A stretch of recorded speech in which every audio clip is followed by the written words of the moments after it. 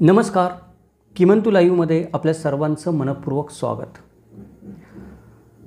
प्रश्न आणि उत्तरे या मालिकेमध्ये आपण दर्शकांनी विचारलेल्या पुष्कळ प्रश्नांचा उहापोह करतो किंवा जे प्रश्न इतिहासामध्ये आपल्याला पडलेले असतात त्यांची चर्चा करतो आणि उत्तरं शोधण्याचा प्रयत्न करतो.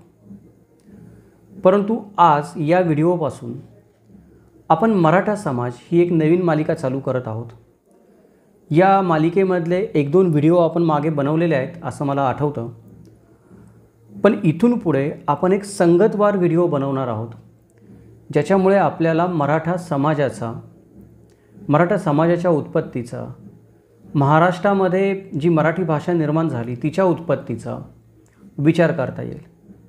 आणि वेगवेगळ्या आपण ज्या प्लेलिस्ट आपल्या व्हिडिओ चॅनलवर बनवलेल्या आहेत, यूट्यूब चॅनलवर बनवलेल्या आहेत, त्या प्लेलिस्टमधल्या मराठा समाजाशी संदर्भात व्हिडिओंचा देखील आपण या मराठा समाज या मालिकेमध्ये अंतर्भाव करणार आहोत, जेणेकरून मराठा समाजाची माहिती देणारे सगळे व्हिडिओ एकाच प्लेलिस्टमध्ये किंवा एकाच मालिकेच्या अंतर्गत आपल्या सगळ्यांना पाहता येतील.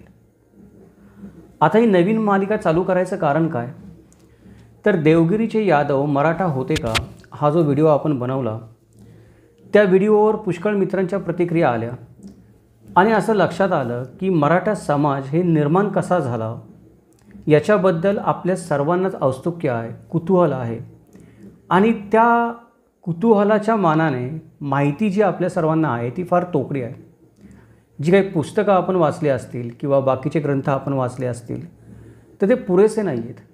वाचले असतील तरी त्या ग्रंथांची माहिती काढून संगतवार त्याचं विवेचन करण्याची गरज आहे, ज्याच्यामुळे हा विषय अजून सोपा आणि सुटसुटीत होऊन आपल्या सगळ्यांना समजायला मदत होईल. मराठा समाजाचा विचार करताना आपण ज्यावेळी मराठा या शब्दाचा विचार करतो तेव्हा या मराठा शब्दाची उत्पत्ती कशी झाली हा प्रश्न निर्माण होतो. याचा थोडासा संदर्भ देवगिरीचे यादव मराठा होते का या व्हिडिओमध्ये आपण घेतला होता आणि तिथून पुढे आपल्या किमंतु लाईव्ह यूट्यूब चॅनलच्या मित्रपरिवारामध्ये या विषयाची चर्चा चालू झाली आणि या विषयावर अधिक व्हिडिओ बनवावेत अशी वारंवार विनंती व्हायला लागली. व्हिडिओ बनवण्याचं एकमेव कारण हे आहे की लक्षात असं आलं की झालेल्या चर्चेमधून की मराठा समाजाची उत्पत्ती कशी झाली किंवा मराठा जातीची उत्पत्ती कशी झाली किंवा त्याच्याही पुढे जाऊन जर आपण असं म्हटलं की मराठी भाषा निर्माण कशी झाली आणि आपण सगळे लोक आज 21व्या शतकामध्ये इथे राहतो आहोत महाराष्ट्रामध्ये, तर आपण सगळे लोक आलो कुठून इथे याचा विचार करण्याची गरज आहे. आणि याचा विचार करताना असं निदर्शनास आलं की महाराष्ट्रामध्ये नेमकं कोणी व कधी राज्य केलं, कोणाची राजवट कोणत्या काळामध्ये इथे अस्तित्वामध्ये होती, कोणत्या वंशाचे लोक नेमके कोणत्या काळामध्ये महाराष्ट्रामध्ये राहत होते याची आपल्या सगळ्यांनाच माहिती फार तोडकी आहे. माझ्याकडे स्वतः पण जी माहिती आहे ती विस्कळीत आहे, ती एकत्रित एका व्हिडिओच्या रूपामध्ये कुठेच नाही आहे. जर मराठा समाजाबद्दल कुठलीही माहिती आपल्याला जाणून घ्यायची असेल तर आपल्या सर्वांना त्याची सुरुवात या गोष्टीपासून मध्ये सगळ्यात आधी वस्ती कोणाची होती त्याच्याबद्दलचे जे दाखले आहेत ते दाखले आपल्याला कुठे मिळतात, कोणत्या ऐतिहासिक ग्रंथामध्ये मिळतात, कोणत्या पौराणिक ग्रंथामध्ये मिळतात, त्याची संगती कशी लावावी आणि 7000 वर्षापासून आपण धरून चालूयात ते आत्तापर्यंत महाराष्ट्रामध्ये कोण कोण कधी कधी राज्य करत होतं हे संगतवार आपल्याला एकाच व्हिडिओमध्ये जर ऐकायला मिळालं किंवा कळालं तर पुढचे जे व्हिडिओ आपण बनवणार आहोत त्या व्हिडिओला हा व्हिडिओ आपल्याला एक संदर्भ म्हणून वापरता येऊ शकेल किंवा सर्व माहिती आपल्याला एकाच ठिकाणी मिळेल. वेगवेगळी पुस्तकं चाळायची किंवा विकिपीडिया किंवा दुसऱ्या कुठल्या गोष्टीकडे जाऊन शोधाशोध करण्याची गरज भासणार नाही. या उद्देशाने आपण हा व्हिडिओ बनवत आहोत. या व्हिडिओचं नावच आहे की महाराष्ट्रावर कोणी व कधी राज्य केले. मगाशी मी म्हटलं तसं की महाराष्ट्रावर कोणी व कधी राज्य केले हे जोपर्यंत आपल्याला तारीखवार, ज्याला आपण इंग्लिशमध्ये टाईमलाईन म्हणतो, संगतीवार जोपर्यंत आपल्याला कळणार नाही किंवा जोपर्यंत आपल्या लक्षात येणार नाही किंवा एखादा विषय आपण चर्चेला घेऊ किंवा एखादं पुस्तक आपण वाचू तेव्हा त्या पुस्तकामध्ये एखादं वाक्य आलं, एखाद्या राजाचा उल्लेख आला तर तो राजा नेमका कोणत्या काळामध्ये झाला होता हे आपल्या पटकन लक्षात येणार नाही किंवा कुठे शोधावे आपल्याला कळणार नाही. तोपर्यंत आपल्याला तो विषयच समजणार नाही. त्यामुळे या तारखांचं, या टाईमलाईनचं महत्त्व फार आहे. आपल्याला पटकन ती गोष्ट समजली पाहिजे, लक्षात आली पाहिजे. जर काळ लक्षात आला आपल्या, तर आपल्याला ती गोष्ट समजायला सोपी जाते. म्हणून आपण हा व्हिडिओ बनवत आहोत. पण नेहमीप्रमाणे या व्हिडिओमध्ये काय आपण बोलणार आहोत आणि काय आपण बोलणार नाही आहोत ते आपण आधीच एक डिस्क्लेमर म्हणून सांगणार आहोत. कारण नंतर फार गैरसमजातून प्रतिक्रिया येतात किंवा चुकीचा अर्थ घेतला जातो किंवा जो या व्हिडिओचा विषय नाही आहे त्या विषयावर प्रतिक्रिया यायला लागतात. म्हणून आपण प्रत्येक व्हिडिओच्या सुरुवातीला एक डिस्क्लेमर स्वरूपामध्ये सांगत असतो, एक महत्त्वाची सूचना, की हा व्हिडिओ कशाबद्दल आहे आणि या व्हिडिओमध्ये काय नाही आहे. तर आपण सुरुवात करूयात की हा व्हिडिओ कशाबद्दल आहे त्याचा विचार करायला. सगळ्यात पहिली गोष्ट म्हणजे महाराष्ट्रामध्ये अनेक राजवटींचा उदय झाला आणि अनेक राजवटींचा अंत झाला. प्रत्येक राजवटीमधून नवीन राजवटी निर्माण झाल्या. काही राजवटी अशा होत्या ज्या महाराष्ट्राच्या बाहेर निर्माण झाल्या आणि महाराष्ट्रात पसरल्या. काही राजवटी अशा होत्या ज्या महाराष्ट्रात निर्माण झाल्या, महाराष्ट्राच्या बाहेर पसरल्या. काही राजवटी अशा होत्या ज्या महाराष्ट्रात निर्माण झाल्या, पण त्यांच्या मधून निर्माण झालेल्या ज्या राजवटी होत्या त्यांचा प्रसार महाराष्ट्राच्या बाहेर झाला, महाराष्ट्रामध्ये खुंटला. असे वेगळे वेगळे प्रकार राजवटींचे याच्यामध्ये आहेत. इथे आपण प्रत्येक राजवटीचा फक्त आणि फक्त महाराष्ट्रापुरताच विचार करणार आहोत. उदाहरण द्यायचं झालं तर मौर्य साम्राज्य संपूर्ण भारत देशामध्ये पसरलं होतं, पण त्याचा महाराष्ट्रापुरताच आपण विचार करणार आहोत. महाराष्ट्राच्या बाहेर मौर्य साम्राज्याचं काय झालं त्याचा आपण विचार या व्हिडिओमध्ये करणार नाही आहोत. ही पहिली गोष्ट आहे. दुसरी महत्त्वाची सूचना अशी आहे की प्रत्येक राजवटीबरोबर काही दंतकथा जोडलेल्या असतात. राजांची नावं असतात, त्यांच्याबरोबर त्यांच्या उगमाच्या काही काही कथा जोडलेल्या असतात. प्रत्येक राजवटीबरोबर कुठला ना कुठला एखादी जात किंवा धर्म जोडलेला असतो. या कोणत्याही गोष्टीची चर्चा आपण या व्हिडिओमध्ये करणार नाही आहोत. आपण फक्त या व्हिडिओमध्ये कोणती राजवट कधी उदयाला आली, तिचा अस्त कधी झाला आणि महत्त्वपूर्ण घटना काय त्या राजवटीमधल्या, एवढ्याच गोष्टीची आपण या व्हिडिओमध्ये चर्चा करणार आहोत. तिसरा मुद्दा असा आहे की महाराष्ट्रापुरत्या देखील, म्हणजे महाराष्ट्र, आता पहिल्या मुद्द्यामध्ये मी असं म्हणलं, पहिली जी सूचना दिली त्याच्यामध्ये की आपण फक्त महाराष्ट्रातल्याच राजवटींचा विचार करणार आहोत. पण तिसरी सूचना अशी आहे की महाराष्ट्रामधल्या पण ज्या राजवटी महाराष्ट्रामध्ये प्रभावशाली होत्या त्यांचाच फक्त आपण विचार करणार आहोत. म्हणजे अनेक छोटे मोठे राजे अनेक छोट्या मोठ्या प्रांतामध्ये थोड्याफार काळाकरता राज्य करत होते, त्यांचा आपण विचार करणार नाही आहोत. उदाहरण द्यायचं म्हटलं तर मैकावतीच्या बकरीचं उदाहरण देता येईल. तर मुंबई प्रांतामध्ये अनेक राजांनी राज्य केलं, अनेक राजांनी आपापसामध्ये लढाया केल्या, त्यांची छोटी मोठी राज्य उदयाला आली आणि लयाला पण गेली. तर तो काय झाला की तो मुंबई प्रांताचा इतिहास झाला. आपण इथे मुंबई प्रांताचा किंवा ठराविक एखाद्या प्रांताचा विचार करत नाही आहोत, आपण महाराष्ट्राचा विचार करत आहोत. एखादी राजवट जी महाराष्ट्रावर प्रभाव टाकेल त्या राजवटीचा फक्त आपण विचार करणार आहोत. बाकी छोट्या मोठ्या राजवटींचा आपण इथे विचार करणार नाही आहोत. तेव्हा कृपया कोणी असं म्हणू नका की तुम्ही महाराष्ट्रामध्ये या काळामध्ये या राजवटीचं नाव घेतलं तेव्हा आमच्या कुळाचा राजा पण तिथे राज्य करत होता, तुम्ही त्याचं नाव घेतलं नाही. तो कुळाचा राजा त्या कुळापुरता किंवा त्या गावापुरताच मर्यादित असेल किंवा छोट्याशा एखाद्या प्रांतापुरता मर्यादित असेल तर त्याचं नाव या व्हिडिओमध्ये येणार नाही, कारण तो या व्हिडिओचा स्कोप नाही आहे.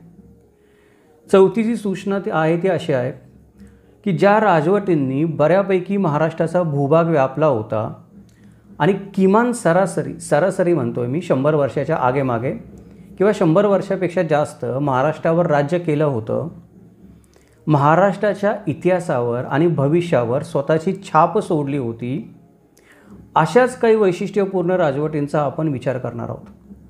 म्हणजे महाराष्ट्रावर राज्य करणाऱ्या भरपूर राजवटी होऊन गेल्या, जसं मी म्हटलं तसं छोट्या मोठ्या काही काळापुरत्या भरपूर होऊन गेल्या, पण ज्या राजवटींचा इतिहासावर काहीतरी ठसा उमटला आणि आज भविष्यामध्ये पण आपण जगताना त्या राजवटींचा आपल्याला संदर्भ घ्यावा लागतो, अशाच काही राजवटींचा आपण विचार करणार आहोत. ही गोष्ट पण इथे लक्षात घेणं गरजेचं आहे. तर हा झाला एक डिस्क्लेमर, म्हणजे महत्त्वपूर्ण सूचना की हा व्हिडिओ कशाबद्दल आहे आणि कशाबद्दल नाही आहे त्याच्यासाठी. त्यानंतर आता हे जे कालखंड आहेत आपण विषयाला सुरुवात करूयात. कालखंड जे पडतात महाराष्ट्रामध्ये, आपण एखाद्या गोष्टीला कोणी राज्य केलं तेव्हा विचार करतो त्याचा, की महाराष्ट्राचे जे कालखंड पडतात किंवा कोणत्याही देशाचा कोणत्याही राज्याचा तुम्ही विचार करा, त्याचा जर अभ्यास करायचा असेल तर वेगळे वेगळे कालखंड पडतात. ते कालखंड आपण आपल्या सोयीने ठरवू शकतो किंवा इतिहासकार म्हणतात तसे पण ठरवू शकतो. या व्हिडिओमध्ये मी महाराष्ट्राचे 3 कालखंड मला जे योग्य वाटत आहेत ते करणार आहे. कारण मला ज्या राजवटी ज्या आपल्यासमोर आहेत, ज्या आपण चर्चेला घेणार आहे, त्या राजवटी कोणत्या कालखंडामध्ये ठेवायच्या असा जेव्हा प्रश्न उपस्थित होतो तेव्हा त्याचे कालखंड ठरवावे लागतात. तर मी 3 कालखंड माझ्या मताने ठरवलेले आहेत. ते तुम्हाला योग्य वाटतात का पहा. नाही वाटले तरी काही विषय नाही आहे, त्याच्याबद्दल वाद करायचं कारण नाही आहे. कुठल्या ना कुठल्या कालखंडामध्ये ती राजवट येईलच. तर माझ्या लेखी जे 3 कालखंड आहेत त्यातला पहिला जो कालखंड आहे तो म्हणजे मिथकीय कालखंड आपण त्याला म्हणतो. मिथॉलॉजिकल पिरियड म्हणजे ज्याला आपण पौराणिक कथा ज्या आपण सांगतो किंवा पौराणिक ग्रंथ जे लिहिले जातात त्यांचा एक काळ आपण म्हणू शकतो.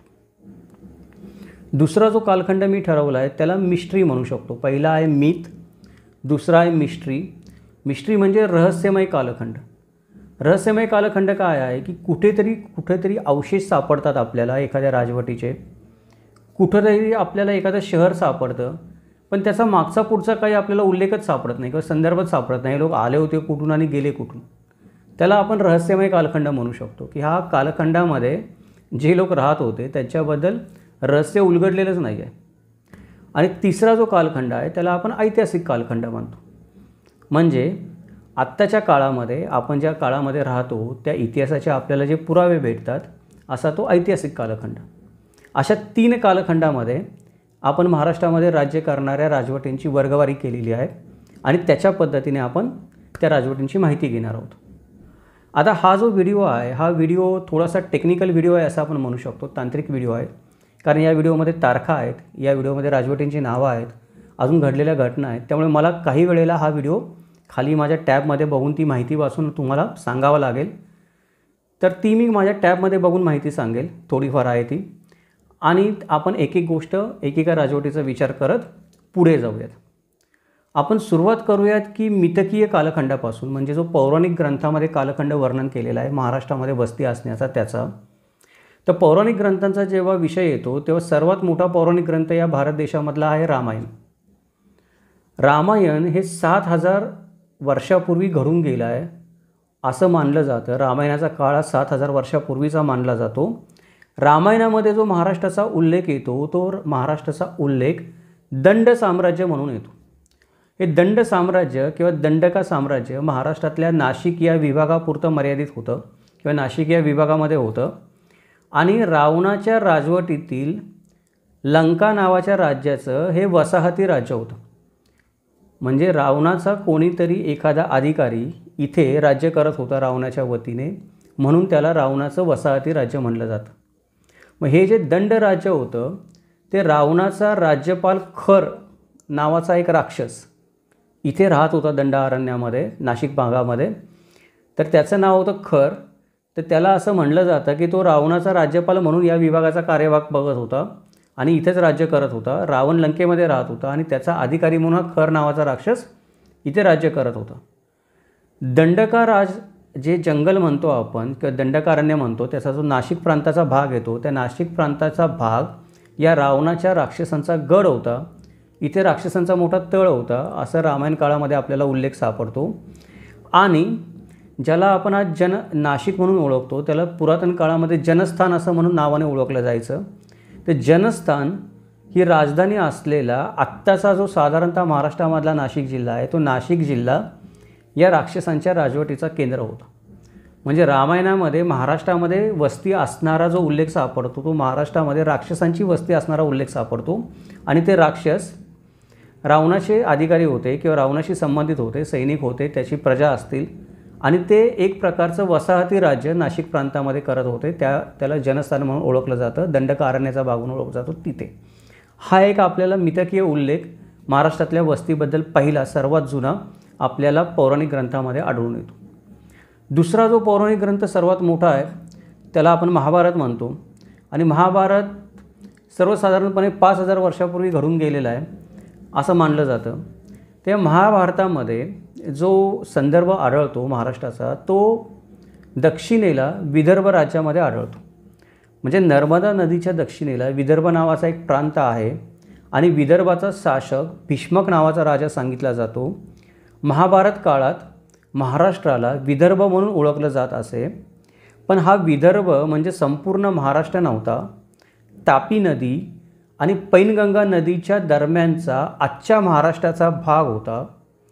गोदावरी आणि पैनगंगा दरम्यानचा भाग अश्मका किंवा असाका म्हणून महाभारत काळामध्ये ओळखला जात होता आणि दक्षिणेकडील गोदावरी नदी पलीकडील भाग दंडकारण्य म्हणून ओळखला जात होता.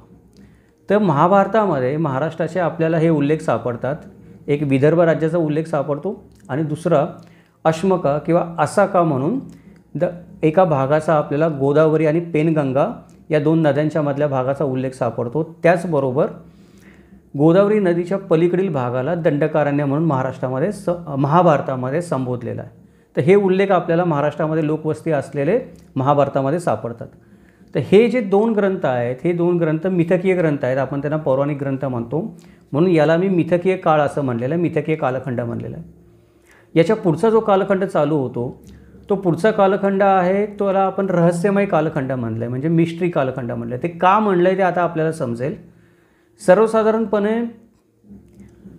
हरिश्चंद्रगड नावाचा किल्ला तुम्ही सगळ्यांनी ऐकून असाल, किंवा तो गड आहे, किल्ला म्हणता येणार नाही, त्याला तटबंदी वगैरे नाही आहे. मोठा डोंगर आहे हरिश्चंद्रगड. आपण सर्वजण तिथे फिरायला जातो आणि विकिपीडियावर हरिश्चंद्रगडावर एका अश्मयुगीन मानवी सांगाड्याचे अवशेष सापडल्याचा उल्लेख आहे. विकिपीडियावर त्याचा संदर्भ मिळत नाही जास्त काय, की हे अवशेष कुठे आहेत, कोणी नेले, काय झालं. मी थोडी चौकशी केली तेव्हा मला कळलं की पुण्याच्या पुरातत्वशास्त्रज्ञांनी ते घेऊन गेलेले अवशेष मानवी सांगाड्याचे तिथे सापडलेले असं मला कळलं. पण ती ठोस माहिती नाही कळली की नक्की कोणी कुठं घेऊन गेलं म्हणून. पण ज्या अर्थी विकिपीडियावर तो उल्लेख आहे त्या अर्थी तसं काही झालं असावं. आणि विकिपीडियावर अश्मयुगीन म्हणलेलं आहे त्या मानवाच्या अवशेषांना, म्हणून आपण अश्मयुगीन म्हणायचं काही कारण नाही. जर हरिश्चंद्रगडावर तुम्ही गेला तर हरिश्चंद्रगडाचं मंदिर जर तुम्ही पाहिलं तर त्या मंदिराची रचना पाहिली तर आपल्याला लक्षात येतं की मंदिरावर जो कळस आहे तो कळस 4 वेगळ्या वेगळ्या दगडांचा मिळून बनलेला आहे. आणि त्या दगडांवर जे नक्षीकाम केलेलं आहे ते नक्षीकाम छन्नीने केलेलं नाही किंवा लोखंडी हात्याराने कुठल्या केलेलं नाही. एक दगड दुसऱ्या दगडावर घासून थोडे थोडे खड्डे पाडून तो दगड तिथे बसवलेला आहे कळस म्हणून. मग ही गोष्ट जेव्हा आपण पाहतो तेव्हा आपल्या लक्षात येतं की हरिश्चंद्रगडाचं मंदिर जरी अश्मयुगीन कालखंडा इतकं जुनं नसेल तरी पण कुठेतरी कोणीतरी ते अश्मयुगीन हात्याराने म्हणजे दगडाच्या हात्याराने बनवलेलं मंदिर आहे. सर्वसाधारणपणे अश्मयुगाचा काळ सांगितला जातो 9000 ते 4000 वर्ष ख्रिस्तपूर्व. या कालखंडामध्ये ते मंदिर जरी बनलं नसेल तरी तो सांगाडा जो तिथे सापडला, मानवाचे जे अवशेष सापडले ते अश्मयुगीन सांगितले जात असतील तर ते 9000 ते 4000 वर्ष ख्रिस्तपूर्व आहेत, म्हणजे महाभारत काळाच्या नंतरचे आहेत पण अश्मयुगीन आहेत. आता इथे काय आहे की मगाशी मी म्हटलं तसं की हे रहस्य बनलेलं आहे की हा सांगाडा आला कुठून, नेमका तिथे राहत कोण होतं, तो माणसाचा कुठला सांगाडा होता, तो कुठला माणूस होता, ते कळायला काही मार्ग नाही आहे. तो कोणी नेला कळायला काही मार्ग नाही. पण आपण एवढं म्हणू शकतो की हरिश्चंद्रगडावर अश्मयुगीन कालखंडामध्ये काही मानवी वस्ती असावी किंवा मानवाचा तिथे वावर असावा, हा एक उल्लेख आपल्याला सापडतो. त्याच्यानंतर दुसरा उल्लेख एक रहस्यमय आपल्याला जो सापडतो तो उल्लेख म्हणजे दायमाबाद संस्कृतीचा उल्लेख आहे. तर दायमाबाद संस्कृती काय आहे की इथे जे हरिश्चंद्रगडाचा उल्लेख आहे तो अश्मयुगीन कालखंडामधला आहे आणि दायमाबाद संस्कृतीचा उल्लेख जो आहे तो कांस्य युगातला उल्लेख आहे. म्हणजे थोडा पुढच्या काळामधले इथे उल्लेख सापडतो, थोडी पुढच्या काळातली आपल्याला इथे संस्कृती सापडते. तर दायमाबाद संस्कृतीचा जो काळ सांगितला जातो तो काळ इसवी सन पूर्व 1800 ते 1600च्या दरम्यान सांगितला जातो. आणि ही जी संस्कृती होती ती हडप्पा संस्कृतीने प्रभावित होती असं म्हटलं जातं. काय झालं होतं ते आपण समजून घेऊया. झालं असं होतं की दायमाबाद हे अहमदनगर जिल्ह्यातील श्रीरामपूर तालुक्यातील गोदावरी नदीच्या उपनदी प्रवरा नदीच्या डाव्या तीरावरील एक निर्जन गाव आणि पुरातत्व स्थळ आहे. माहीत नसेल तर सांगतो. या जागेचा शोध BP बोपडीकर यांनी 1958 साली लावला. भारतीय पुरातत्व विभागाच्या पथकांनी आत्तापर्यंत तिथे 3 वेळा उत्खनन केलेलं आहे. आणि या उत्खननामधून जी गोष्ट समोर आली ती गोष्ट अशी आहे की हडप्पा संस्कृतीचा कालांतराने भारताच्या दख्खन पठारावर विस्तार झालेला असावा आणि या हडप्पा संस्कृतीच्या प्रभावाखालचे काही लोक इथे राहत असावेत. त्याच लोकांना आज आपण दायमाबाद संस्कृती म्हणून ओळखतो. ही जे दायमाबादमध्ये राहणारे लोक आहेत किंवा दायमाबाद संस्कृतीतले लोक आहेत, हे जे लोक आहेत हे कांस्य म्हणजे आपण ज्याला म्हणतो की कांस्याच्या वस्तू बनवण्यासाठी हे शहर जे आहे हे शहर प्रसिद्ध आहे। या ठिकाणी बऱ्याच वस्तू सापडल्या, त्यातल्या 3 ज्या वस्तू आहेत किंवा 3 ज्या मूर्ती आहेत त्या फार प्रसिद्ध आहेत। पहिली मूर्ती म्हणजे एक रथ हाकणारा मनुष्य आहे, रथाचा गाडा आहे, त्याला चाकं आहेत, समोर बैल म्हणू शकतो किंवा कोणता प्राणी म्हणू शकतो मला कळलं नाही ते बघून एक्झॅक्टली, पण लोक म्हणतात की बैल आहेत, घोडे पण असू शकतील।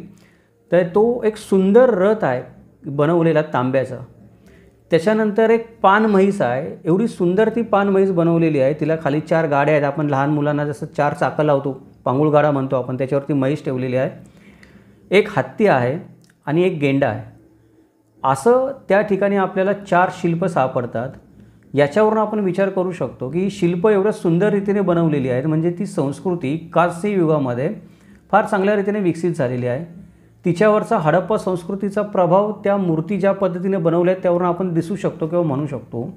पण आजही हे रहस्य बनून राहिलेलं आहे की हे लोक नेमके इथं आले कधी, राहिले कधी, त्यांनी संस्कृती बसवली कधी, या गोष्टी केल्या कधी, एवढी मोठी त्यांनी प्रगती केली कधी कांस्य युगामध्ये, नंतर ते नाहीसे कुठं झाले।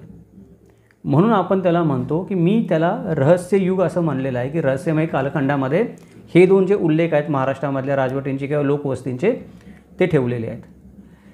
याच्या पुढे आता आपण ज्या संस्कृतींचा विचार करणार आहोत त्या ऐतिहासिक संस्कृती म्हणजे ऐतिहासिक कालखंडामधल्या या राजवटी आहेत। या रहस्यमय किंवा मिथकीय कालखंडामधल्या राजवटी नाही आहेत। आपण यांना ऐतिहासिक कालखंडामधल्या राजवटी का म्हणतो, तर यांचा कुठे नाही कुठेतरी आपल्याला ऐतिहासिक ग्रंथामध्ये संदर्भ भेटतो, म्हणून आपण इथून पुढच्या राजवटींना महाराष्ट्रामध्ये राहणाऱ्या ऐतिहासिक कालखंडामधल्या राजवटी म्हणणार आहोत।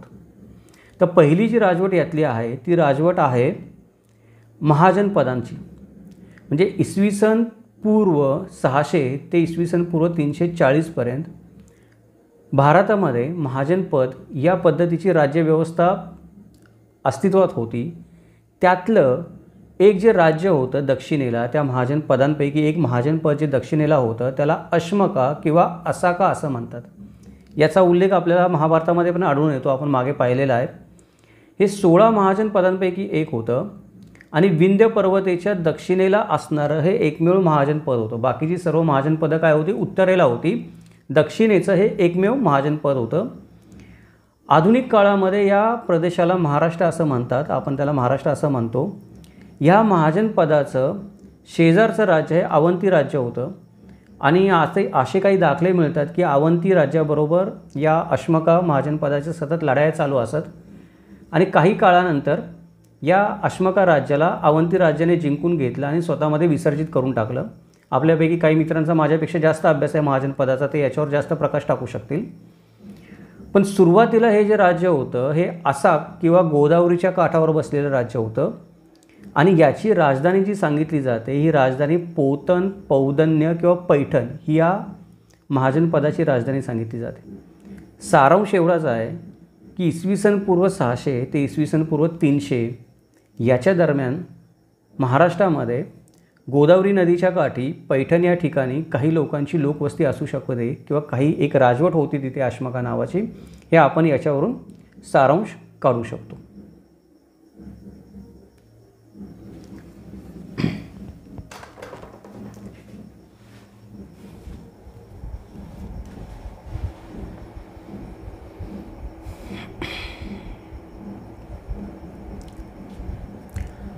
याच्या पुढची जी राजवट आहे ती आपल्या सगळ्यांच्याच ओळखीची राजवट आहे, तिला आपण मौर्य साम्राज्य म्हणून ओळखतो। मौर्य साम्राज्याची सुरुवात नेमक्या कोणत्या वर्षी झाली हे सांगता येत नाही किंवा मला तरी भेटलं नाही की अमुक एक वर्षीच मौर्य साम्राज्याची स्थापना झाली म्हणून, आणि ते कधी संपुष्टात आलं आपण शतक सांगू शकतो की या शतकामध्ये सुरू झालं आणि या शतकामध्ये ते संपुष्टात आलं, पण एक्झॅक्टली तारीख त्याची भेटली नाही मला खात्रीलायकरित्या, म्हणून मी ती तारीख इथे सांगत नाही आहे। पण सर्वसाधारणपणे आपण असं म्हणू शकतो की या महाजनपदांचा अंत झाल्यानंतर इसवी सन पूर्व 4थ्या शतकामध्ये ते 13व्या शतकामध्ये, इसवी सन पूर्व 4थ्या शतकापासून ते 3ऱ्या शतकापर्यंत मौर्य साम्राज्य हे संपूर्ण भारतावर राज्य करणारं एक साम्राज्य अस्तित्वात होतं। पण या मौर्य साम्राज्यातल्या नेमक्या कोणत्या राजाने महाराष्ट्र जिंकला व कधी जिंकला ते नक्की सांगता येत नाही। आपल्याकडे बरेच असे उल्लेख करणारे ग्रंथ आहेत, पुस्तकं लिहिलेले आहेत. मला माहीत आहे की ज्याच्यामध्ये असं म्हणलेलं आहे की चंद्रगुप्त मौर्याने महाराष्ट्र जिंकलं. पण चंद्रगुप्त मौर्याने महाराष्ट्र कधी जिंकला, कुठल्या तारखेला जिंकला, त्याचा सेनापती कोण होता, ते सैन्य कधी आलं, कधी गेलं, याचे विश्वसनीय उल्लेख सापडत नाहीत. दुसरी गोष्ट असं आहे की चंद्रगुप्ताने नर्मदेपर्यंतचा भूभाग जिंकला होता असं आपण ढोबळमानाने म्हणू शकतो. नर्मदेच्या पुढं यायला चंद्रगुप्ताला वेळ मिळाला नाही. त्याचं कारण हे होतं की नेमकं त्याच वेळेला मौर्य साम्राज्याच्या उत्तर सीमेवर निकोलस ग्रीक सेनापती सेल्युकस निकोटर याने हल्ला चढवला आणि त्या सेल्युकस निकोटरचं पारिपत्य करायला चंद्रगुप्त मौर्याला परत अफगाण सीमेवर जावं लागलं. त्यामुळे आपण असं म्हणू शकतो की चंद्रगुप्त मौर्याच्या काळामध्ये नर्मदेपर्यंत मौर्य साम्राज्य महाराष्ट्रामध्ये पसरलेलं होतं. दुसरं कारण असं आहे की त्याच्या पुढे साम्राज्य येऊ शकलं नाही, कारण कलिंग राज्य जे होतं ते कलिंग राज्याचा आपल्याला इतिहास माहीत आहे की या राज्याने सम्राट अशोकाला मोठी टक्कर दिली. सम्राट अशोकाच्या कालखंडापर्यंत हे कलिंग राज्य अस्तित्वामध्ये होतं. त्या कलिंग राज्याने मौर्य साम्राज्याचा दक्षिणेमध्ये प्रवेश करण्याचे मार्ग बऱ्यापैकी रोखून ठेवले होते. जे समुद्रमार्ग होते ते आणि भूमार्ग होते ते पण, कारण कलिंग राज्य तेवढं मोठं होतं म्हणून सम्राट अशोकाला पण त्याच्यावर तेवढा निकराचा लढा चढवावा लागला किंवा ते राज्य बुडवायचंच त्याने ठरवलं. कारण या राज्याचा अडथळा दक्षिणेकडे राज्यप्रसार करण्यासाठी मौर्य साम्राज्याला होत होता. म्हणून आपण असं म्हणू शकतो की चंद्रगुप्त मौर्याचा जो पुत्र होता सम्राट बिंदुसार, त्या बिंदुसाराच्या उत्तर काळात किंवा सम्राट अशोकाच्या उत्तर काळात जेव्हा सम्राट अशोकाने मौर्य कलिंग राज्याचा नाश केला आणि दक्षिणेकडे येण्याचा राज्य मोकळा झाला, त्या कालखंडामध्ये कधीतरी मौर्यांनी महाराष्ट्राचा नर्मदेच्या पलीकडचा म्हणजे आपल्या नर्मदेच्या अलीकडचा आपला भूभाग महाराष्ट्राचा जिंकलेला असावा. पण नेमका कधी व किती कोणी जिंकला ते आपण अजून पण सांगू शकत नाही. दुसरी गोष्ट अशी आहे की सातवाहनांनी पण ज्या पद्धतीने म्हणजे आपण असं म्हणू शकतो की मौर्यांनी महाराष्ट्राचा भूभाग जिंकला, पण महाराष्ट्रावर मौर्यांचं प्राबल्य किंवा प्रभाव किती होतं. महाराष्ट्राचा भूभाग जरी त्यांनी जिंकला असेल, भले कोणत्याही राजाच्या काळात जिंकला असेल, तरी मला असं वाटतं की मौर्यांचं प्राबल्य किंवा प्रभाव महाराष्ट्रावर कमी प्रमाणामध्ये होता. कारण ज्या पद्धतीने सम्राट अशोकाचा मृत्यू झाल्यानंतर सातवाहन राजांनी स्वतःचं सार्वभौम राज्य घोषित केलं, स्वतःला सार्वभौम म्हणून घोषित केलं, त्याच्यावरून आपण असं म्हणू शकतो की मौर्यांचं अस्तित्व महाराष्ट्रामध्ये असणार, पण त्यांचा प्रभाव किंवा प्राबल्य तितकंसं नसणार किंवा त्यांची महाराष्ट्रावर पकड तितकीशी नसणार. कारण त्यांची राजधानी महाराष्ट्रापासून दूर होती. त्यांचं सत्तेचं संपूर्ण लक्ष जे होतं ते उत्तरेकडे केंद्रित झालेलं होतं, ग्रीक राज्यांकडे. त्यांचं राज्य कंधार तक्षशिलेपर्यंत पसरलेलं होतं. त्यामुळे महाराष्ट्रातलं राज्य ते त्यांनी त्यांच्या सामंतांवर किंवा इथे जे अधिकारी असतील त्यांच्यावर सोडून दिलेलं असणार आहे, मांडलिक राजांवर. आणि मौर्य राजे उत्तरेकडे जास्त लक्ष देत असणार आहेत. त्याच्यामुळे काय झालं की ज्या वेळेला सम्राट अशोकानंतर मौर्य साम्राज्य उतरणीला लागलं त्यावेळेला लगेच सातवाहन राजांनी बंड पुकारलं आणि ते यशस्वी पण झालं राज्य मिळवण्यामध्ये. याचं कारण आहे की मौर्यांचा इथे तितकासा प्रभाव नसावा असं म्हणायला आपल्याला जागा आहे. पण मौर्यांचं अस्तित्व महाराष्ट्रामध्ये नक्कीच होतं. त्याचे पुरावे आपल्याला जागोजागी जे शिलालेख कोरलेले दिसतात त्याच्यामध्ये सापडतात. यामध्ये नालासोपारामध्ये कोरलेला जो शिलालेख आहे त्याच्यामध्ये सम्राट अशोकाने जे काही लिहिलेलं आहे किंवा त्याच्यामध्ये मौर्यांचं जे काही लिखाण केलेलं आहे किंवा मौर्य साम्राज्याची जी काही माहिती आपल्याला नालासोपाराच्या शिलालेखामध्ये मिळते, त्याच्यावरून आपण असं म्हणू शकतो की मौर्यांचं महाराष्ट्रात राज्य तेवढं असो किंवा नसो प्रभावी, पण मौर्यांचं अस्तित्व मात्र महाराष्ट्रामध्ये नक्कीच मोठ्या प्रमाणामध्ये होतं. कधी नाही कधीतरी मौर्यांनी महाराष्ट्र जिंकलेला होता. नंतर भले तो त्यांनी अधिकारासाठी मांडलिक राजांचे किंवा सामंतांच्या हाताखाली ती सत्ता सोडून दिलेली असेल, मग ते सातवाहन असतील किंवा अजून कोणी असतील. तर हे झालं मौर्यांबद्दल. आता पुढची जी राजवट आहे जिने महाराष्ट्रामध्ये राज्य केलं, मौर्यानंतर आपण लगेच सातवाहनांचं नाव घेतो की मौर्यानंतर सातवाहनांनी बंड केला आणि महाराष्ट्रामध्ये राज्य करणारी सातवाहन राजवट होते. पण मधल्या काळामध्ये बऱ्याच घडामोडी झालेल्या असतात त्या आपण विसरून जातो. म्हणजे मधल्या काळामध्ये शकांनी, यवनांनी, ज्यांना आपण ग्रीक म्हणतो, त्यांनी भारतावर आक्रमणं चालूच ठेवली होती. जोपर्यंत चंद्रगुप्त मौर्य जिवंत होता, त्याच्यानंतर पण सम्राट अशोक जिवंत होता, हे शक्तिशाली सम्राट जिवंत होते, तोपर्यंत मौर्य साम्राज्य शक्तिशाली होतं. नंतरच्या काळामधले जे सम्राट आले सम्राट अशोकानंतर, ते तितके कर्तृत्ववान नव्हते आधीच्या 3 सम्राटांइतके, त्यामुळे मौर्य साम्राज्याला उतरण्याची कळा लागली. यवनांची आक्रमणं, ग्रीकांची आक्रमणं, म्लेच्छांची आक्रमणं होतच होती भारतावर, जरी चंद्रगुप्त मौर्याचं साम्राज्य होतं तेव्हा.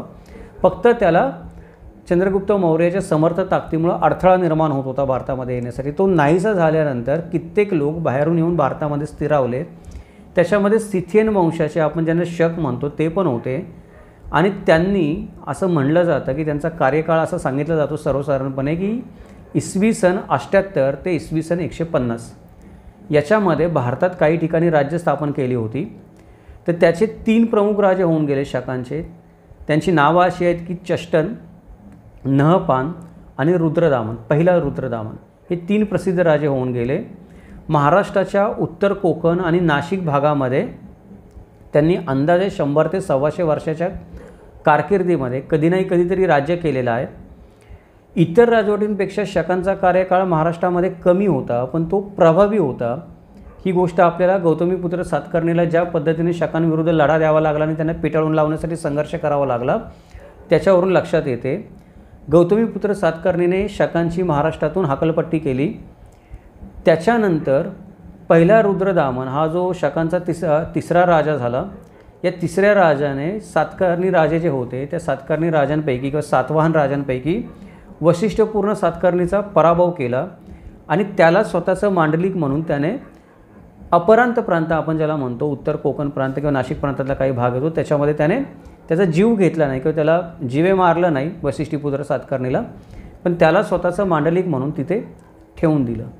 याचा अर्थ असा होतो की शकांचं राज्य किमान 3 पिढ्या महाराष्ट्रामध्ये होतं. त्याच्यानंतर म्हणजे रुद्रदामन पहिला या राजाच्या मृत्यूनंतर शकांचं साम्राज्य पण उतरणीला लागलं आणि शकांचे मांडलिक राजे स्वतंत्र झाले.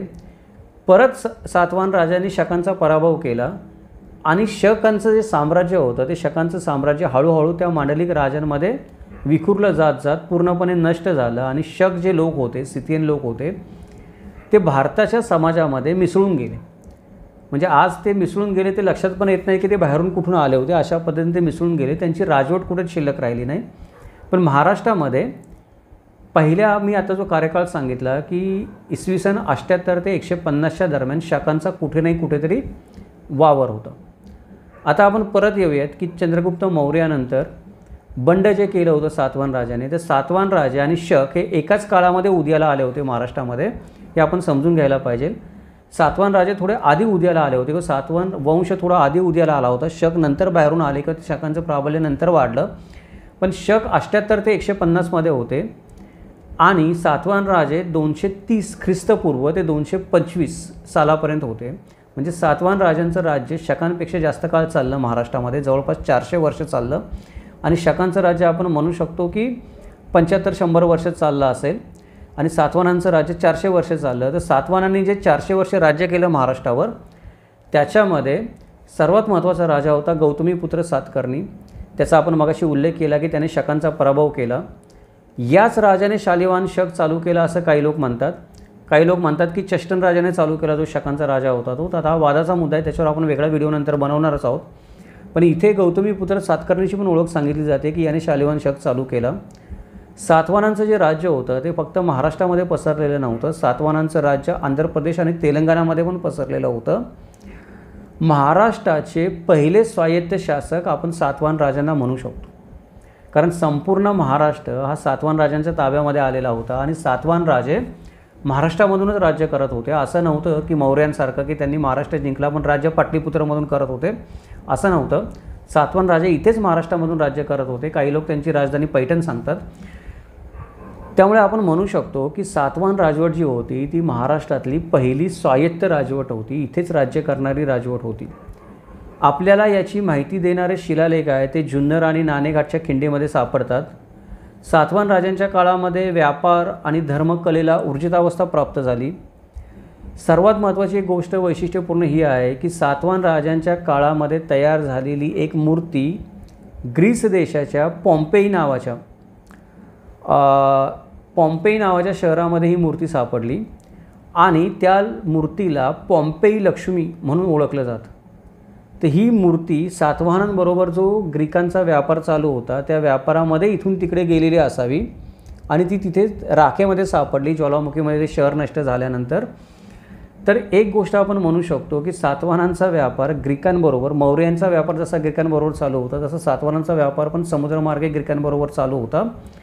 ही त्याचा एक पुरावा आहे मोठा.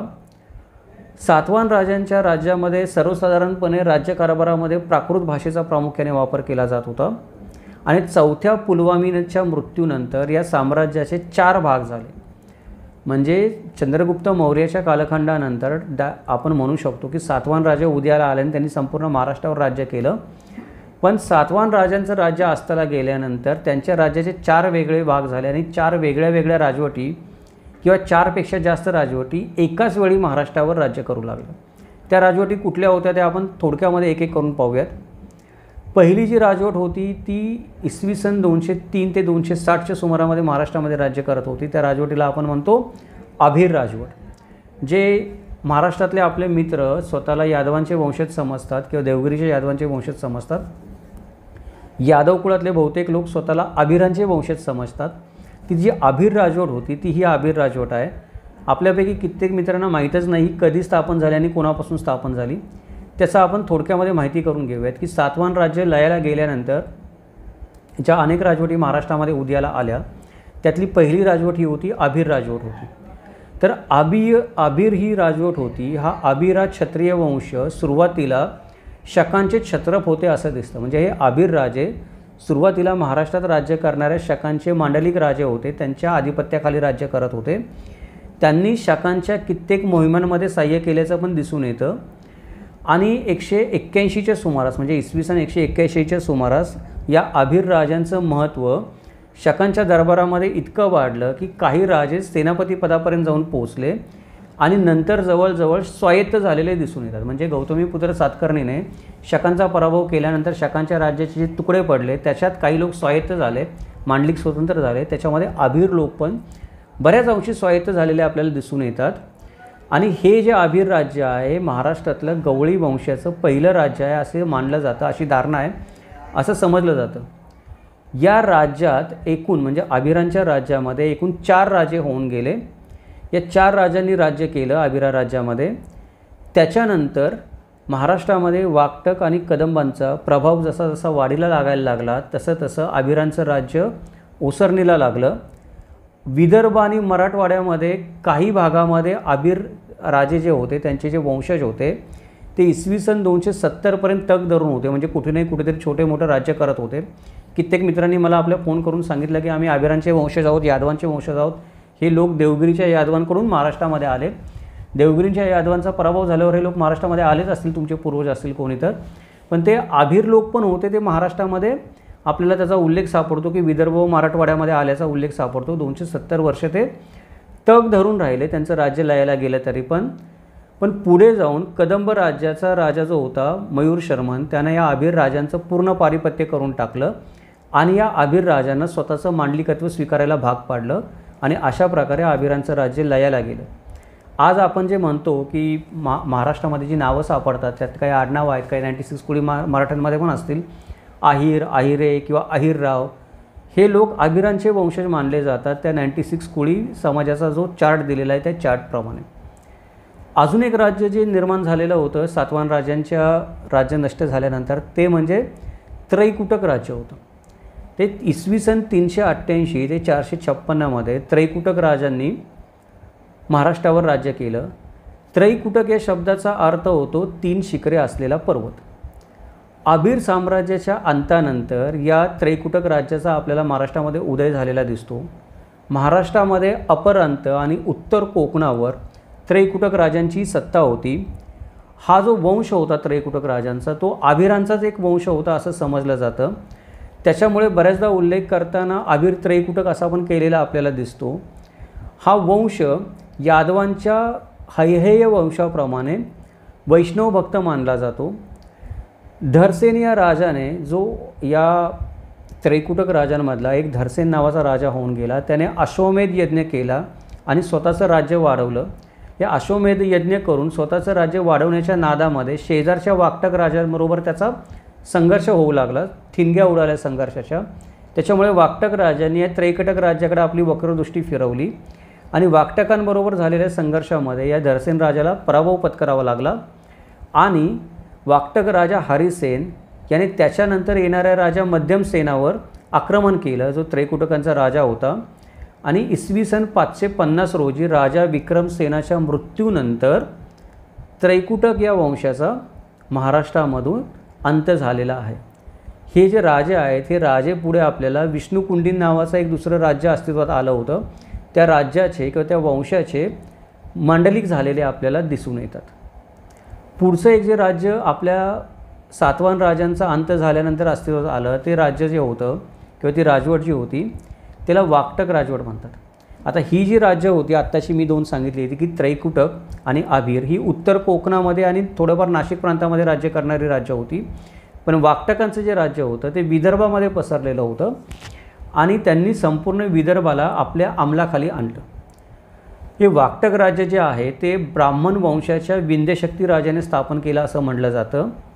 हे राज्य महाराष्ट्राच्या पश्चिम घाटापासून ते छत्तीसगडपर्यंत पसरलेलं होतं. विंध्यशक्तीचा मुलगा पहिला प्रवरसेन याच्यानंतर या राज्याचे 4 भाग झाले आणि 4 वेगळ्या वेगळ्या राज्यामध्ये हे राज्य विखुरलं गेलं. वाकटक राजांबद्दल सर्वात महत्त्वाची माहिती जी सांगितली जाते ती ही की हे जे राजे होते हे कला, वास्तुकला आणि साहित्याचे रक्षक होते. अजंठा गुहांचं काही निर्माण कार्य राजा हरिसेनाच्या काळामध्ये झालं, म्हणजे वाकटक राजा हरिसेनाच्या काळामध्ये काही अजंठा गुहांचं काम झालेलं आहे वास्तुकलेचं असं मानलं जातं.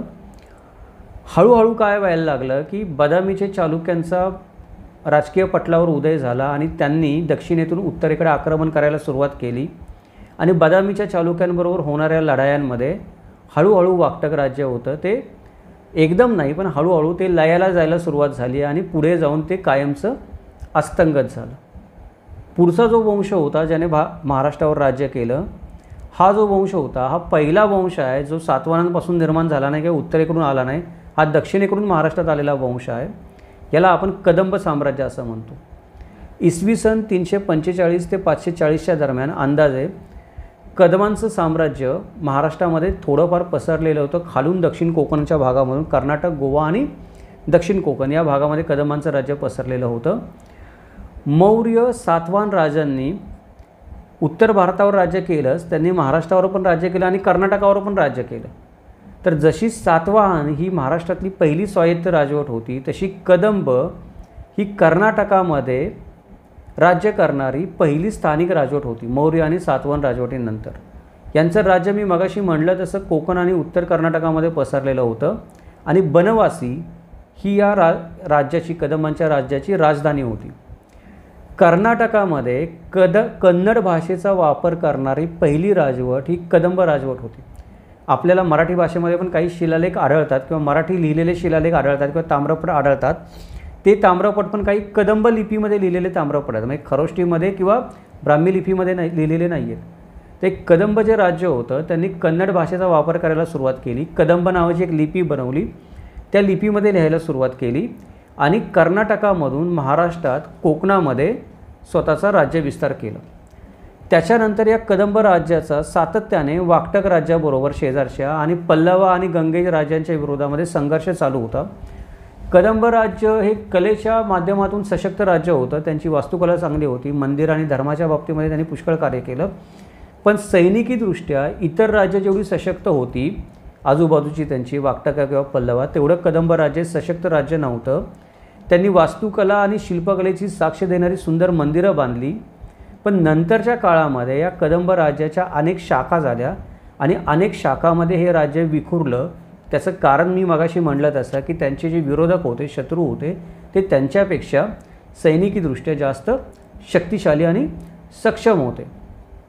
नंतर हळूहळू हे राज्य विकृत गेल्यानंतर या कदंबांचे जे मांडलिक होते, कल्याणीचे चालुक्य, त्या चालुक्यांनी कदंबांच्या राज्यावर ताबा मिळवला.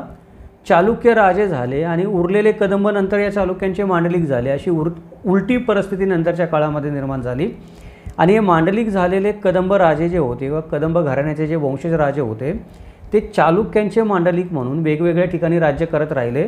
उदाहरण द्यायचं म्हटलं तर आपण गोवा, हळसाई, हंगल, वायनाड, बेलूर, बंकापुरा, त्यानंतर बांदलिक, चंदावर, जयंतीपुरा या ठिकाणी छोटी छोटी कदंबांची राज्य आपल्याला आढळून येतात. छोटी छोटी घराणी आढळून येतात. हे चालुक्यांचे मांडलिक म्हणून राज्य करत होते किंवा पुढे जाऊन राष्ट्रकूटांचे मांडलिक म्हणून पण राज्य करत होते. पण विशेष गोष्ट ही आहे की मांडलिक म्हणून पण कदम घराण्यांनी जवळपास 500 वर्ष कुठे नाही कुठेतरी राज्य केलं, कर्नाटक, गोवा आणि दक्षिण महाराष्ट्रामध्ये. हे कदंब राजवटीचं एक वैशिष्ट्य आहे. त्याच्यानंतर पुढच्या काळामध्ये आपल्याला एक राजवट अस्तित्वात आलेली दिसते. ती राजवट म्हणजे विष्णुकुंडीन राज्य असं म्हणतो. ही एक छोटीशी राजवट होती. इसवी सन 420 ते 624 या कालखंडामध्ये ही राजवट महाराष्ट्रामध्ये अस्तित्वात होती. आणि वाकटक साम्राज्याचा अस्तानंतर वाकटक साम्राज्याचे जे तुकडे झाले त्या वाकटक साम्राज्यामधून ही विष्णुकुंडीन राज्य अस्तित्वात आलेलं होतं. या राज्याचा जो राज्यविस्तार होता तो महाराष्ट्र, आंध्र, तेलंगणा आणि ओडिसापर्यंत होता. इंद्रपालंगार, दैंडलुरू आणि नंतर अमरावती ही या राज्याची राजधानी होती. सर्वात पहिल्यांदा इंद्रपालंगार होती, नंतर दैंडलुरू झाली आणि नंतर अमरावती झाली. संस्कृत आणि प्राकृत ही या राज्याच्या राज्यकारभाराची भाषा होती. विष्णुकुंडीन राजे जे होते ते विष्णुकुंडीन राजे हे वैदिक धर्माचे पुरस्कर्ते होते. त्यांनी त्यांच्या राजवटीमध्ये वैदिक धर्माला, वैदिक साहित्याला, वैदिक शिक्षणाला चालना दिली. उत्तरेचा भाग जो होता या राज्याचा तो उत्तरेचा भाग काही काळानंतर स्वतंत्र झाला, म्हणजे विष्णुकुंडीन राजांची त्याच्यावर सत्ता राहिली नाही. दक्षिणेकडचा जो भाग होता तो दक्षिणेकडचा भाग पल्लवांनी जिंकून घेतला आणि उरलेलं जे राज्य होतं त्या उरलेल्या राज्यावर चालुक्य राजा पुलकेशरी दुसरा, जो शक्तिशाली राजा होता चालुक्यांचा, त्याने आक्रमण केलं आणि त्या आक्रमणानंतर हे विष्णुकुंडीन राज्य होतं ते विष्णुकुंडीन राज्याचा महाराष्ट्रामध्ये अस्त झाला. अजून एक 6व्या ते 7व्या शतकामध्ये छोटंसं राज्य अस्तित्वात होतं महाराष्ट्रामध्ये, पण त्याचा प्रभाव मोठा होता. त्याचं नाव आपल्याला माहीत नाही. ते राज्य म्हणजे कालाचुरी राज्य होतं. एक कालाचुरी वंशाचं राज्य महाराष्ट्रामध्ये अस्तित्वात होतं. या वंशाचं मूळ आहे, या वंशाचं मूळ अज्ञात सांगितलं जातं. पण हे राजे कुठे नाही कुठेतरी अभिर आणि त्रैकुटक यांच्याशी संबंध ठेवणारे राजे होते असं म्हणलं जातं. म्हणून त्याचा उल्लेख करताना पण बऱ्याच ठिकाणी अभिर आणि त्रैकुटक असा उल्लेख केला जातो. या कालाचुरी राजाची जी राजधानी होती तिचं नाव महिष्मती असं होतं. महिष्मती या ठिकाणी यांची राजधानी होती. गुजरात, महाराष्ट्र आणि मध्य प्रदेशामध्ये हे राज्य पसरलेलं होतं. पण त्याची निश्चित अशी काही सीमारेषा सांगता येत नाही की या सीमारेषेमध्ये पसरलेलं होतं. कारण मागाशी मी म्हटलं तसं सातवाहन राजांच्या अस्तानंतर महाराष्ट्रामध्ये जी अनेक राज्य निर्माण झाली, अनेक राजवटी निर्माण झाल्या, त्यांच्या सीमा एकमेकांमध्ये धुसर होत्या. कारण कोणी राजा दुसऱ्या राजावर आक्रमण करत असे, इकडचा राजा तिकडच्या राजावर आक्रमण करत असं आणि त्या सीमा मागे पुढे होत असत. त्याच्यामुळं इथे त्यांचं सीमारेषा निश्चित सांगता येत नाही की निश्चित कोणत्या सीमारेषेमध्ये राज्य करत होते. पण वेरूळ आणि अजिंठा या ज्या गुहा आहेत किंवा वेरूळचं जे मंदिर आहे तिथे काही गुहा आहेत, त्याच्यामधलं सुरुवातीचं जे काही काम आहे ते सुरुवातीचं काही वास्तुकलेचं काम या कालाचुरी राज्यातल्या राजांनी केलेलं आहे असं म्हणायला भरपूर पुरावे उपलब्ध आहेत. काही काळानंतर गुप्त आणि वाकटकांच्या काही भूभागावर या कालाचुरी राजांनी वर्चस्व प्रस्थापित केलं, तिथे राज्य स्थापन केलं. पण नंतर वातापीच्या चालुक्यांकडून या कालाचुरी राजांचं राज्य जे होतं ते राज्य अस्तंगत करण्यात आलं, त्याचा नाश करण्यात आला आणि ही राज्य छोटंसं होतं, 1 शतकच फक्त अस्तित्वामध्ये होतं. पण त्याचा प्रभाव वास्तुकलेचा फार होता. पण हे राज्य वातापीच्या चालुक्यांकडून पराभव झाल्यानंतर अस्तंगत झालेला आहे. पुढचं जे आता राज्य आपण म्हणतो ज्याचा महाराष्ट्रावर प्रभाव पडला ते बदामीच्या चालुक्यांचं राज्य होतं. बदामीच्या चालुक्यांनी इसवी सन 573 ते 753 याच्यामध्ये राज्य केलं. मोठ्या भूभागावर राज्य केलं, फक्त महाराष्ट्रावर राज्य केलं असं नाही. कदंब राज्याच्या अस्तानंतर या चालुक्य राजवटीचा महाराष्ट्रामध्ये उदय झाला. मगाशी आपण म्हटलं तसं की आधी कदंब राजे होते आणि चालुक्य त्यांचे मांडलिक होते. नंतर चालुक्य राजे झाले, कदंब राजवटीचा अस्त झाला आणि छोटी छोटी घराणी शिल्लक राहिली आणि कदंब चालुक्यांचे मांडलिक झाले. ती ही गोष्ट आहे. त्याच्यानंतर सातवाहन राजांनंतर संपूर्ण महाराष्ट्रावर एक छत्र राज्य करणारी ही पहिली राजवट होती. म्हणजे आधी आपण पाहिलं की सातवाहनांचं राज्य नष्ट झालं. सातवाहनांचं राज्य नष्ट झाल्यानंतर अनेक छोटी छोटी राज्य महाराष्ट्रामध्ये निर्माण झाली. अभिर असतील, त्रैकुटक असतील, वाकटक असतील, विष्णुकुंडीन असतील, कालाचुरी असतील, अजून भरपूर होते. म्हणजेच महाराष्ट्र वेगळ्या वेगळ्या राज्यांमध्ये विखुरला गेला. सातवाहन राजांनंतर आज ज्याला आपण महाराष्ट्राचा नकाशा म्हणतो तो सर्व भूभाग जिंकणारे चालुक्य हे दुसरे राजे होते. ही दुसरी राजवट होती जिने संपूर्ण महाराष्ट्रावर राज्य केलं. यांच्या राज्याचा जो विस्तार होता तो जवळजवळ उत्तर भारत आणि दक्षिण भारतामध्ये पसरलेला होता. राज्य विस्तार झालेला होता चालुक्यांचा. वेगवेगळ्या कालखंडांमध्ये चालुक्यांची वेगवेगळी 3 राज्य अस्तित्वात होती. त्यांना बदामीचे चालुक्य, कल्याणीचे चालुक्य आणि केंगीचे चालुक्य असं म्हणलं जात असे. बदामीच्या चालुक्यांपैकी दुसरा पुलकेशी राजाच्या काळामध्ये चालुक्यांचं राज्य अत्यंत भरभराटीला आलं आणि दक्षिण भारताच्या इतिहासातील सुवर्णकाळ असं या चालुक्यांच्या राजवटीला म्हणलं जातं. चालुक्यांच्या राजवटीमध्ये वास्तुकला, शिल्पकला, स्थानिक भाषा व साहित्याला भरपूर प्रोत्साहन मिळालं.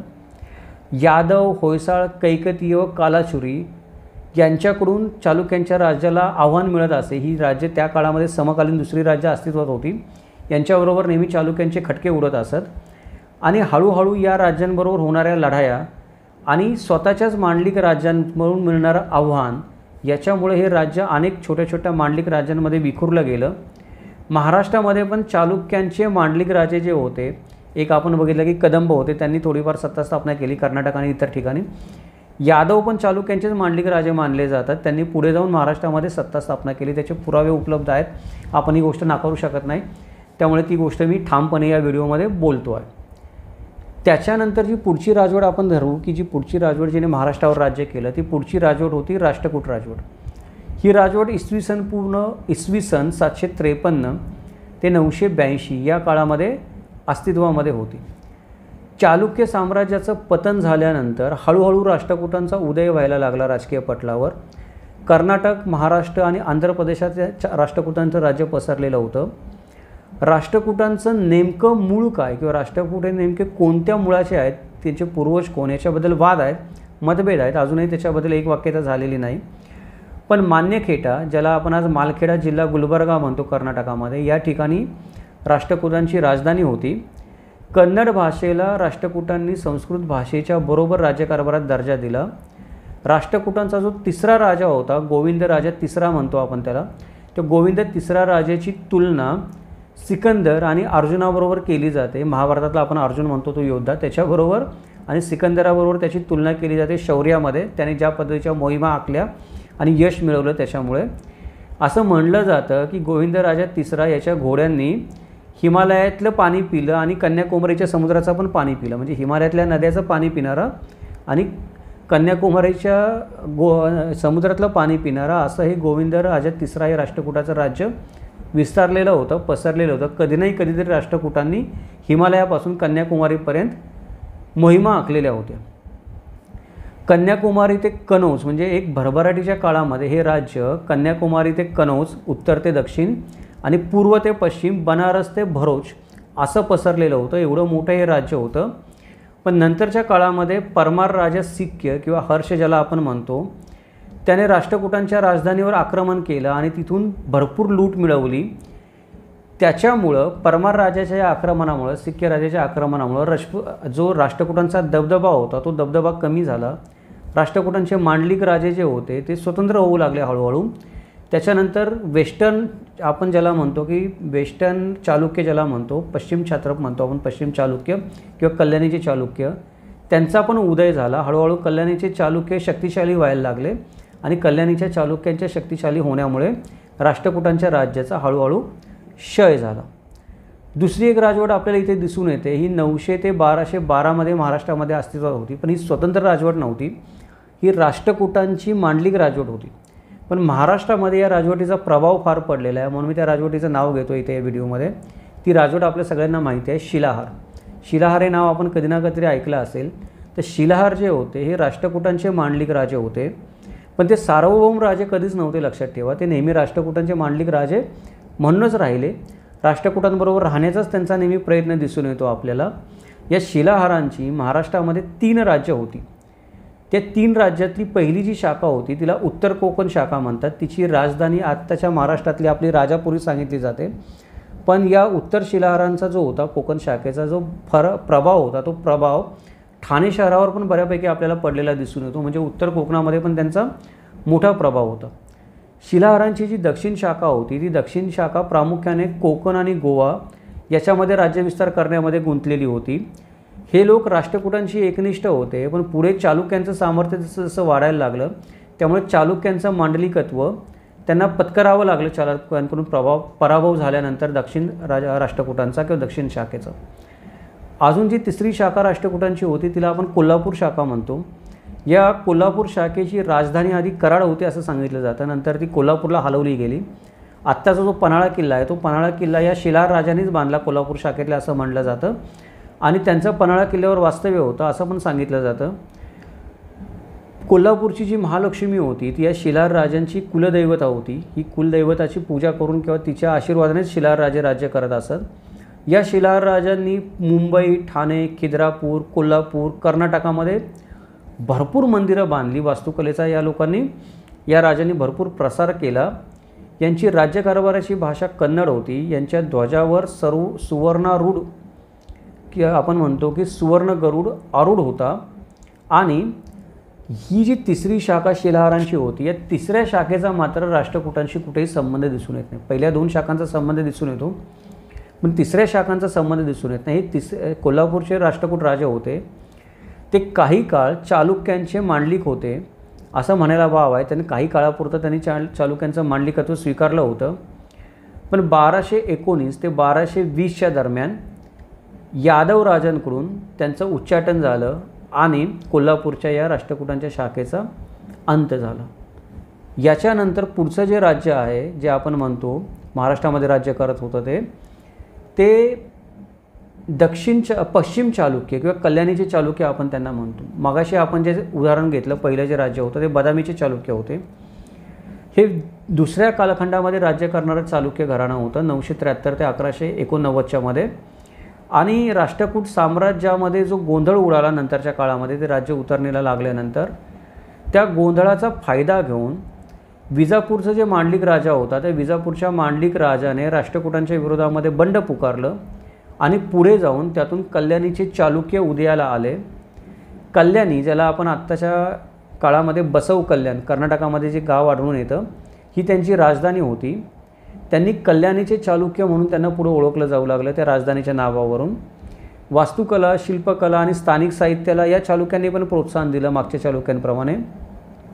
कर्नाटकातली जी अनेक मंदिरं आहेत ती कर्नाटकातली अनेक मंदिरं या चालुक्यांनी बांधलेली आहेत म्हणजे कल्याणीच्या चालुक्यांनी बांधलेली आहेत. त्यावेळची परिस्थिती जी होती ती अत्यंत गुंतागुंतीची परिस्थिती होती.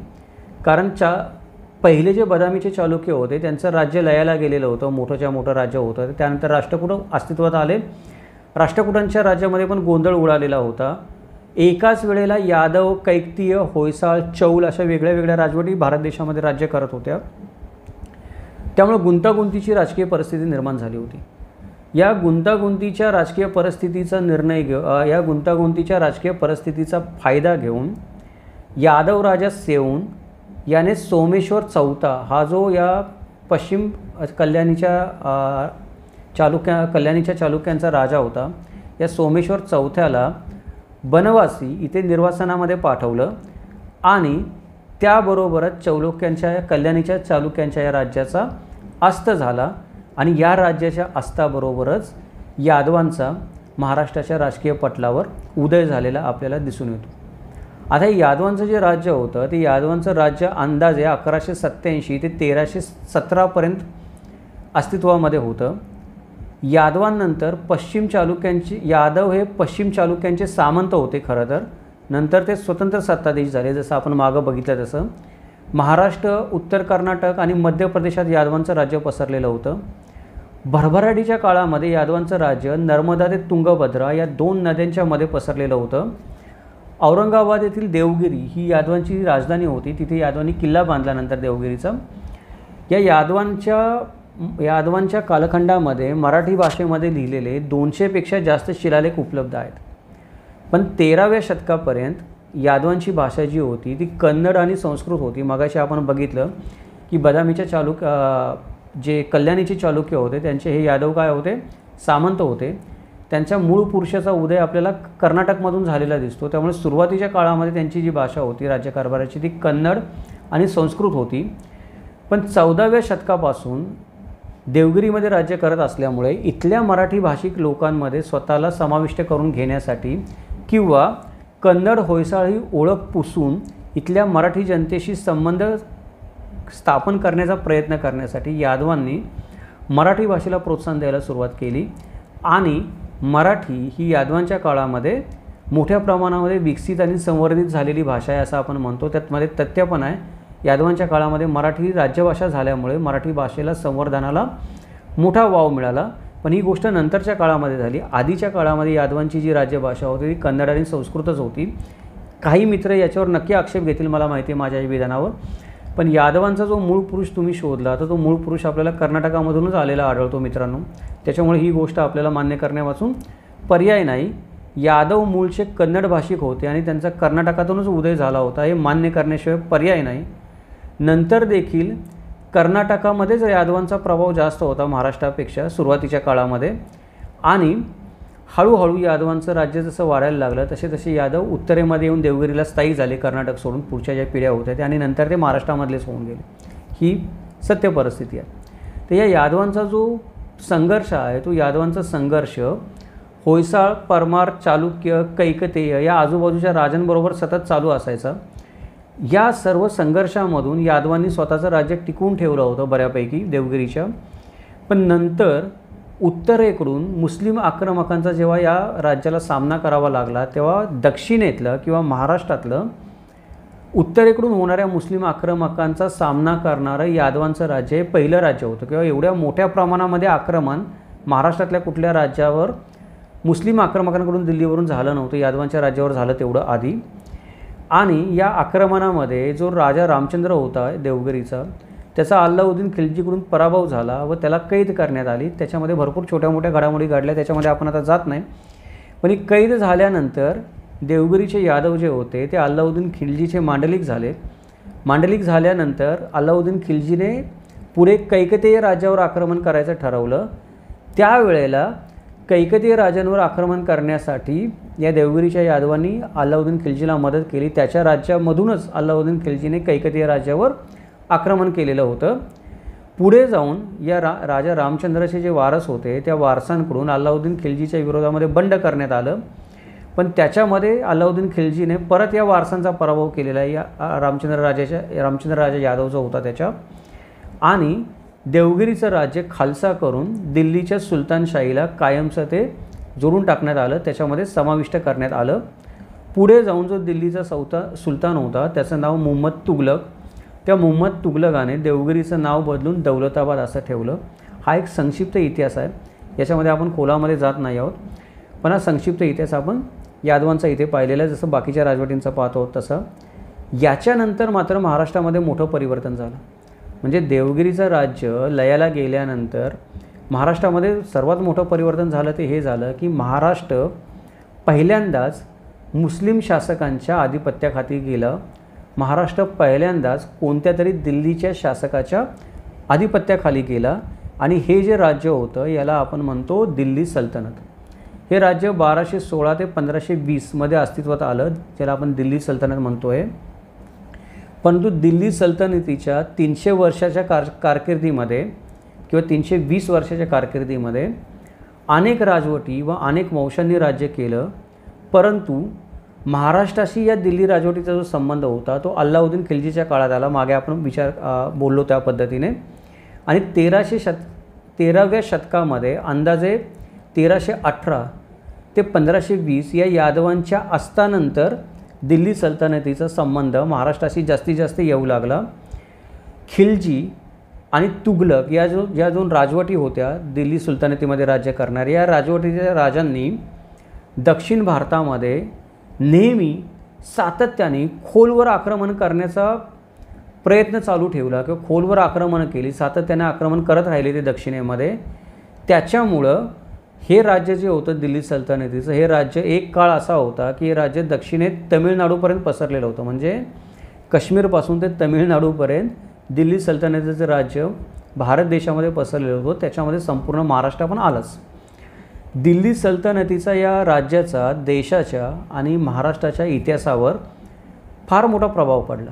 आणि तो प्रभाव जो होता तो प्रभाव सकारात्मक आणि नकारात्मक अशा दोन्ही पद्धतीचा प्रभाव होता. आता तो प्रभाव काय होता त्याच्यामध्ये आपण खोलामध्ये जात नाही आहोत, विषयांतर होईल म्हणून. पण पुढे जाऊन दक्षिणेमध्ये विजयनगरचं साम्राज्य उदयाला आलं आणि उत्तरेमध्ये मेवाडने स्वतःचं स्वातंत्र्य घोषित केलं. त्यानंतर बंगालचा सुभा स्वतंत्र झाला, मुघलांचं आक्रमण झालं, या सगळ्या गोष्टींमुळं दिल्ली सल्तनतीचा अस्त झाला आणि दिल्ली सल्तनत जी होती ती दिल्ली सल्तनत किंवा दिल्लीचं साम्राज्य अनेक छोट्या मोठ्या साम्राज्यांमध्ये विखुरलं.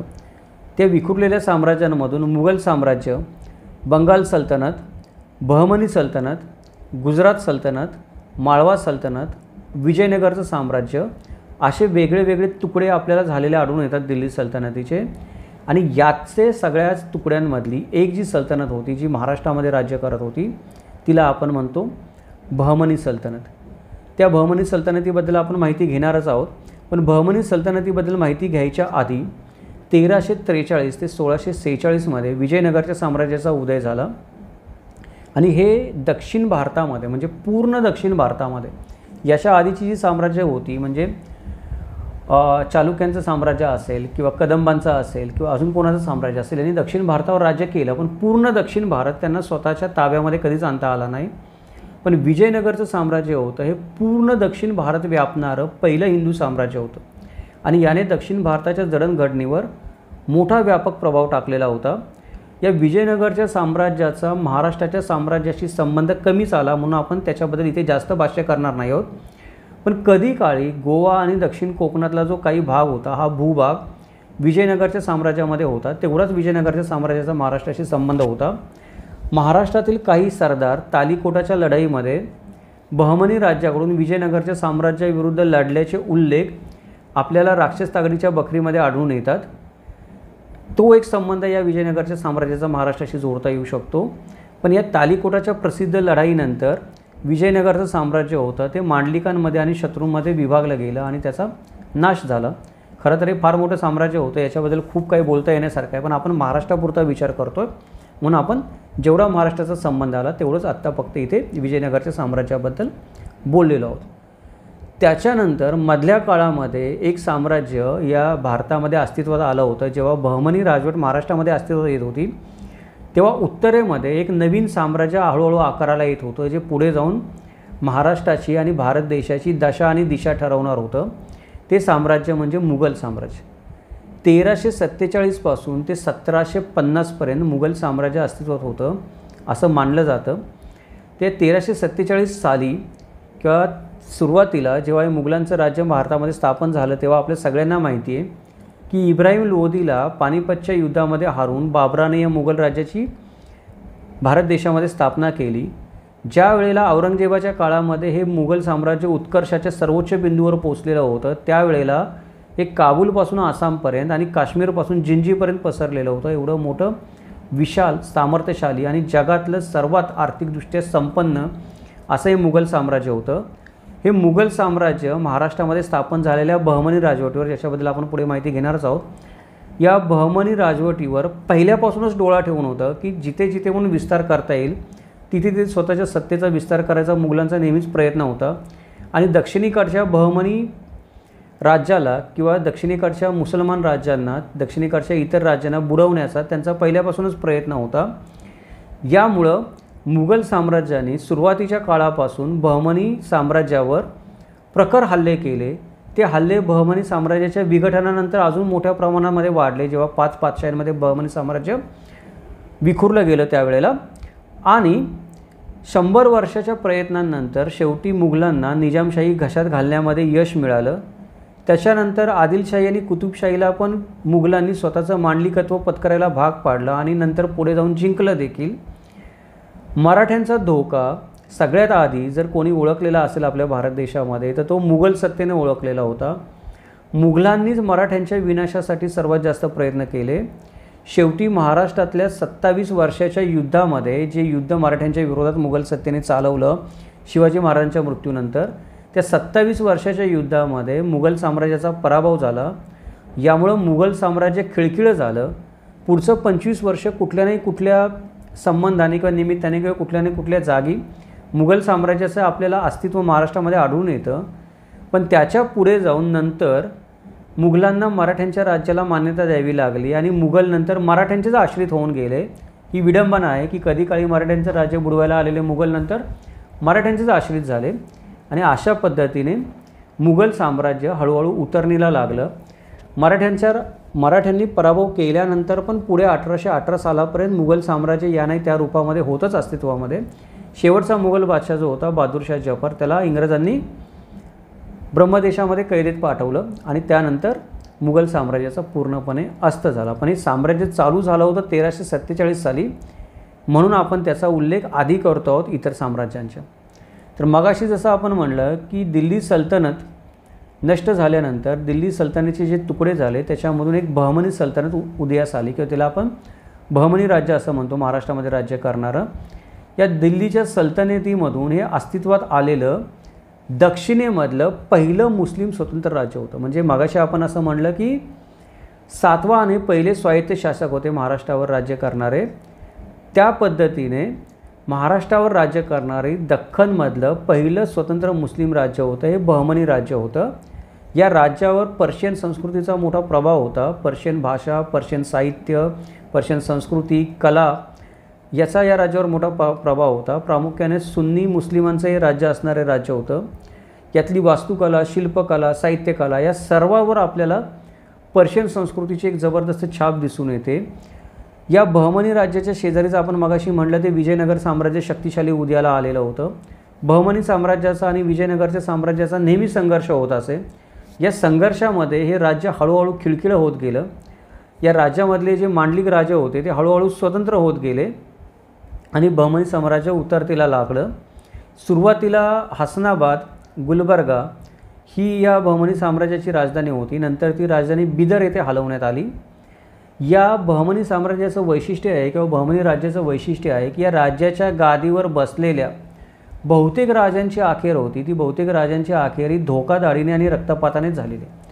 कुठला राजा नैसर्गिक मृत्यूने मेलाय असं फार कमीच झालेलं आहे या बहमनी राज्यामध्ये. त्या धोकाधाडीच्या आणि रक्तपाताच्या इतिहासामध्ये बहमनी साम्राज्याचा एक जो कर्तबगार वजीर होता, विद्वान होता, मुत्सद्दी होता, त्या महम्मद गवानची हत्या करण्यात आली. आणि महम्मद गवानची हत्या झाल्यानंतर बहमनी राज्यातलं शहाणपण पूर्णपणे लोप पावलं. बहमनी राज्याला एकत्रित ठेवणारा जो दुवा होता तो दुवा नष्ट झाला आणि बहमनी राज्याच्या ऱ्हासाला सुरुवात झाली. शेजारच्या विजयनगर राज्याबरोबर त्याचे संघर्ष चालूच होते. त्याच्यामुळे पण हे राज्य खिळखिळं झालं आणि बहमनी राज्यामध्ये जिथे जे लोक सत्ताधीश होते त्यांनी स्वतःचं स्वातंत्र्य घोषित करायला सुरुवात केली. याच्यातून पुढे जाऊन निजामशाही अहमदनगरची, त्यानंतर गोवळकोंड्याची कुतुबशाही, बिदरची बरीदशाही आणि बेररची इमादशाही आणि आदिलशहाची विजापूरची आदिलशाही ही राज्य जी होती ही राज्य अस्तित्वात आली. या 5 राज्यांना मिळून पुढे जाऊन डेक्कन सल्तनत किंवा दख्खनच्या पातशाह्या म्हणून ओळख मिळाली.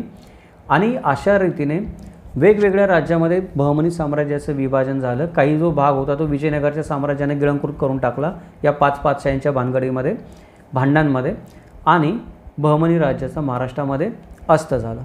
त्या बहमनी राज्याचा महाराष्ट्रामध्ये अस्त झाल्यानंतर जे पहिलं राज्य अस्तित्वात आलं त्या पहिलं राज्य होतं बिदरची बरीदशाही. ही बिदरची बरीदशाही इसवी सन 1489 ते 1619 अस्तित्वात आली. आणि या बिदरच्या बरीदशाहीमध्ये बहमनी सल्तनतीचा जो वजीर होता मुख्य त्याचं नाव होतं कासिम बरीद. याच्याकडून या बरीदशाहीची स्थापना करण्यात आली. तालीकोटाच्या लढाईमध्ये जे इतर पातशाह लढले त्याच्यामध्ये या कासिम बरीदचा संबंध होता किंवा बहमनी राज्याच्या या बिदरच्या बरीदशाहीचा संबंध होता.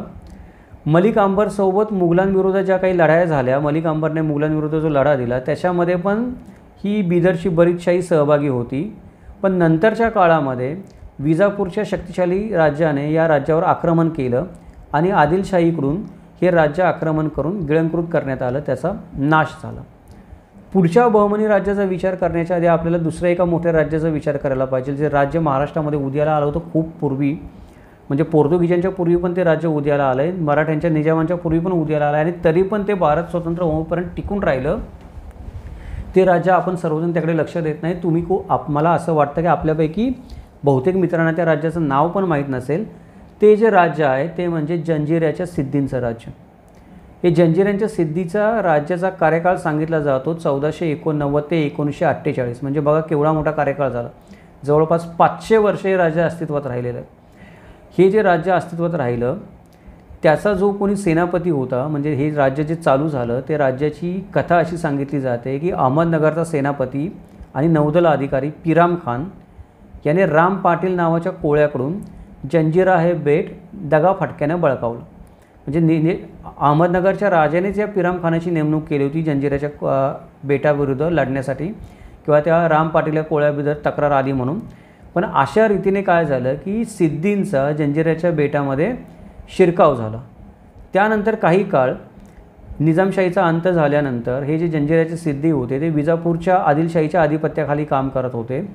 पुढे मिर्जाराजे जयसिंग यांनी महाराष्ट्रावर आक्रमण केलं आणि शिवाजी महाराजांच्या सगळ्या शत्रूंना आपल्या कळपामध्ये ओढायचा प्रयत्न केला. त्यावेळेला त्यांनी जंजिऱ्याच्या सिद्धींना आमिष दाखवलं की तुम्ही विजापूरशाही सोडून आमच्याकडे या, आम्ही तुम्हाला मोठी मानमतराब देऊ आणि तुम्हाला दक्षिणेमध्ये किंवा महाराष्ट्रामध्ये नौदलाचा मुघलांच्या अधिकारी बनवतो. अशा प्रकारचे आमिष दाखवून सिद्धींना विजापूरकडून स्वतःच्या कळपामध्ये ओढलं. शिवाजी महाराजांचा मिर्जाराजे जयसिंगांशी ह्या मुद्द्यावर पण वाद झाल्याचे पुरावे उपलब्ध आहेत की तुम्ही सिद्धींना बळ का पुरवतात म्हणून, किंवा सिद्धींना तुम्ही मुघलांचा मनसबदार का बनवतात. तुम्ही आम्हाला पण मुघलांचा मनसबदार म्हणता आणि सिद्धींना पण मुघलांचा मनसबदार म्हणता, हे होणार नाही. याच्यावरून शिवाजी महाराजांचा मिर्जाराजे जयसिंगांशी वाद झाला होता. पण येनकेन प्रकारे त्यामुळं सिद्धी जे होते ते आदिलशाहीच्या आधिपत्याखालून मुघलशाहीच्या आधिपत्याखाली गेलेले आहेत. या सिद्धींनी मराठा साम्राज्याच्या प्रखर आक्रमणांचा यशस्वी प्रतिकार केलेला आहे. म्हणजे मराठ्यांनी सिद्धींना नष्ट करण्यासाठी पिढ्यानुपिढ्या सिद्धींवर आक्रमणांमागून आक्रमणं केली. पण सुदैवाने म्हणा सिद्धींच्या किंवा अजून काही त्यांच्या कर्तृत्वाने म्हणा सिद्धी या सर्व आक्रमणामधून बचावलेल्या आहेत. समुद्रावर पण या सिद्धींनी स्वतःच्या नाविक कौशल्याच्या बळावर पोर्तुगीज आणि इंग्रजांसारख्या मोठी जे आपण म्हणतो की पश्चिमेतली जी या मोठ्या नाविक शक्ती होत्या, या नाविक शक्तींना पण सिद्धी पुरून उरलेल्या आहेत. नंतर ब्रिटन राज्यामध्ये जंजिरा एक स्वतंत्र संस्थान निर्माण झालं. त्या स्वतंत्र संस्थानाला तोफांच्या सरबत्तीचा मान होता, म्हणजे एक मानाचं संस्थान होतं ब्रिटिश काळामध्ये पण जे जंजिऱ्याचं संस्थान होतं ते. आणि 1948 साली इतर संस्थानं जेव्हा विलीन झाली महाराष्ट्रामध्ये त्यावेळेला हे जंजिऱ्यांचं सिद्धीचं पण संस्थान भारत देशामध्ये विलीन झालेलं आहे. पण एकंदरीत 500 वर्ष या सिद्धींनी भारत देशामध्ये स्वतंत्र राहण्यामध्ये यश मिळवलं. त्यातही महाराष्ट्रामध्ये राज्य करण्यामध्ये यश मिळवलं. ब्रिटिश काळामध्ये स्वतंत्र संस्थान म्हणून दर्जा मिळवण्यामध्ये यश मिळवलं. ही एक मोठीच उपलब्धी आहे सिद्धींसारख्या बाहेरच्या राजवटीने महाराष्ट्रामध्ये येऊन राज्य करण्यामध्ये. तर सिद्धींची जी उपलब्धता आहे त्याच्यामागे त्यांचं स्किल आणि कौशल्य काय, बऱ्याच गोष्टी बोलण्यासारख्या आहेत, त्या इथे लिहिल्या आहेत मी. पण आता वेळेच्या अभावी बोलत नाही त्या, आपल्याला पुढचे पण विषय बोलायचे आहेत म्हणून तो विषय आपण जंजिऱ्याची सिद्धी या व्हिडिओमध्ये नंतर घेऊ. पण इतर राजवटींचा जेव्हा आपण विचार करतो त्यावेळेला सिद्धींचा विचार केल्याखेरीज आपण पुढं जाऊ शकत नाही, हे आपण लक्षात ठेवलं पाहिजे. सिद्धींना वगळून आपण महाराष्ट्राचा विचार करतो ते चुकीचं आहे. सिद्धींचा इतिहास महाराष्ट्रातला 500 वर्षाचा इतिहास आहे. कोणत्याही राजवटीपेक्षा मोठी राजवट सिद्धींची महाराष्ट्रामध्ये राहिलेली आहे. अगदी पोर्तुगीजांपेक्षा पण मोठी आपण म्हणू शकतो तिला. त्यामुळे आपण सिद्धींचा विचार केल्याशिवाय पुढं जाऊ शकत नाही. पुढचं जे एक बहमनी साम्राज्यातून फुटून निर्माण झालेलं राज्य होतं 1490 ते 1572, त्याला आपण बेररची इमादशाही म्हणतो. गवळीचा जो सुभेदार होता फतहुल्ला इमाद उल मुल्क याने स्वतःचं स्वतंत्र राज्य घोषित केलं. बहमनी सल्तनतीमधून फुटून बेरर इथे त्याने स्वतंत्र इमादशाहीची स्थापना केली. त्यानंतर स्वतःची राजधानी त्याने इलिचपूरला हलवली आणि गवळीगड आणि नरनाळा या किल्ल्यांचं बांधकाम केलं. अहमदनगरची निजामशाही आणि गुजरातच्या सुलतानाकडून या राज्यावर सातत्यानं आक्रमणं होत असत. शेवटी अहमदनगरच्या निजामशाहींनी अंतर्गत वादाचा आणि फाटाफुटीचा फायदा घेऊन हे राज्य गिळंकृत केलं. हे राज्य जास्त काळ चाललं नाही, त्यामुळे याच्याबद्दल बोलण्यासारखं जास्त काही नाही आहे, म्हणून आपण थोडक्यामध्ये बोलत आहोत. पुढचं जे राज्य आहे 1490 ते 1636 जे महाराष्ट्रावर राज्य करत होतं त्याला आपण अहमदनगरची निजामशाही म्हणतो. जुन्नरचा जो बहमनी सुभेदार होता मलिक अहमद याने त्याच्यावर चालून आलेल्या बहमनी सैन्याचा पराभव केला आणि त्याच्यानंतर जुन्नर इथे स्वतःला सार्वभौम राजा म्हणून त्याने घोषित केलं. सुरुवातीची राजधानी जी होती ती जुन्नर होती, ती नंतर अहमदनगर येथे हलवली आणि स्वतःला स्वतंत्र निजामशाह म्हणून मलिक अहमदने घोषित केलं आणि अशा रीतीने निजामशाहीचा सुरुवात झाली. सुरुवातीच्या काळामध्ये विजयनगरच्या आलिया रामरायाच्या आक्रमणाने त्रस्त होऊन निजामशाहीने पुढाकार घेतला देवगिरी विजयनगरच्या साम्राज्याविरुद्ध लढण्यासाठी, इतर सर्व राज्यांना एकत्र आणण्यासाठी. आणि अहमदनगरच्या निजामशाहीच्या हुसेन निजामशाह या बादशाच्या नेतृत्वाखाली इतर 3 पातशाह्यांनी एकत्र येऊन विजयनगरच्या साम्राज्याचा तालिकोटाच्या लढाईमध्ये पराभव केला आणि रामरायाला जेव्हा जिवंत पकडलं तेव्हा त्याचा शिरच्छेद करणारा हा अहमदनगरचा हुसेन निजामशाह होता. त्याच्यानंतर पुढच्या काळामध्ये मुर्तजा निजामशाहच्या काळामध्ये या निजामशाहीने आपण मगाशी म्हणलं तसं बेररच्या इमादशाहीवर हल्ला चढवला आणि ती गिळंकृत केली. चांदबिबी म्हणून आपण सर्वजण ओळखतो की मोठी स्त्री लढवई होऊन गेली निजामशाहीमध्ये. ती सुलतान होऊन गेली. आपण चांदबिबीला सुलतान म्हणून ओळखतो की लढवई सुलतान होती. तिने तिच्या काळामध्ये मुघलांनी जे निजामशाहीवर आक्रमण केलं ते आक्रमण परतावून लावलं. मगाशी मी म्हटलं तसं की मुघल बहमनी साम्राज्य अस्तित्वात होतं तेव्हापासूनच दक्षिणेमध्ये राज्यविस्ताराच्या प्रयत्नामध्ये होते आणि सातत्यानं आक्रमणं करत होते. ती प्रत्येक निजामशाहीच्या बादशाला मुघलांच्या आक्रमणाला तोंड द्यावं लागलेलं होतं. पण चांदबिबीने स्त्री असून पण मुघलांचं एक मोठं आक्रमण परतवून लावलं म्हणून तिचं आपल्या महाराष्ट्राच्या इतिहासामध्ये आणि भारताच्या इतिहासामध्ये मोठं नाव झालेलं आहे. पण तरी देखील चांदबिबीच्या मृत्यूनंतर मुघलांनी परत एकदा आक्रमण करून अहमदनगर हे निजामशाहीच्या राजधानीचं शहर जिंकलं. निजामशाहला कैद केलं आणि निजामशाही संपली असं घोषित केलं. पण मुघलांच्या दुर्दैवाने निजामशाहीचे जे सरदार होते मलिक अंबर व इतर निजामशाही सरदार त्यांनी निजामशाहीच्या आजूबाजूचा जो भूभाग होता किंवा अहमदनगर राजधानीच्या आजूबाजूचा भूभाग होता त्या भूभागावर कब्जा मिळवला आणि परत एकदा औरंगाबाद, ज्याला आपण आज खडकी त्या काळामध्ये म्हणलं जायचं, तिथे नवीन राजधानी स्थापन करून निजामशाही परत एकदा जिवंत करून मुघलांविरुद्ध संघर्ष करायला सुरुवात केली. मुघल आणि आदिलशाही या दोघांच्या विरोधामध्ये लढाई करून निजामशाही वाचवण्याचा प्रयत्न मलिक अंबरने केला. त्याच्यानंतर शेवटचा प्रयत्न शहाजीराजांनी पण करून पाहिला. पण या मलिक अंबर आणि शहाजीराजांना शेवटी मुघलांच्या विरोधामध्ये अपयश पत्करावं लागलं आणि मुघलांकडून निजामशाहीचा अंत करून ते राज्य बरखास्त करण्यात आलं. पण ही निजामशाही फक्त एक राज्य म्हणून ओळखली जात नाही. निजामशाहीच्या काळामध्ये पुष्कळ गोष्टी महाराष्ट्रामध्ये नवीन झाल्या, ज्याला आपण महसूल व्यवस्था म्हणतो, शेतीविषयक सुधारणा म्हणतो, वास्तुकला आहे, शहर निर्माण आहे, गड किल्ल्यांची बांधणी आहे, संस्कृत भाषेला शिष्यवृत्ती देणं किंवा मराठी सैनिकांना प्रशिक्षण देणं, संधी आणि प्रोत्साहन देणं आणि मराठ्यांना महाराष्ट्राच्या राजकीय पटलावर उदयाला आणण्यासाठी अनुकूल परिस्थिती निर्माण करून देणं, या सगळ्या गोष्टी या निजामशाहीनेच केलेल्या आहेत. हे निजामशाहीचंच आपण म्हणू शकतो की याचं श्रेय आपल्याला निजामशाहीलाच द्यावं लागेल की मराठ्यांचा महाराष्ट्राच्या राजकीय पटलावर उदय झाला. हे निजामशाहीचं वैशिष्ट्य आहे. त्यानंतर शेवटचं जे बहमनी साम्राज्यामधलं राज्य होतं, जे राज्य अस्तित्वामध्ये राहिलं आणि शेवटपर्यंत टिकून राहिलं, ते राज्य म्हणजे विजापूरची आदिलशाही. हे बहमनी साम्राज्यामधलं सगळ्यात समृद्ध आणि सामर्थ्यशाली राज्य होतं.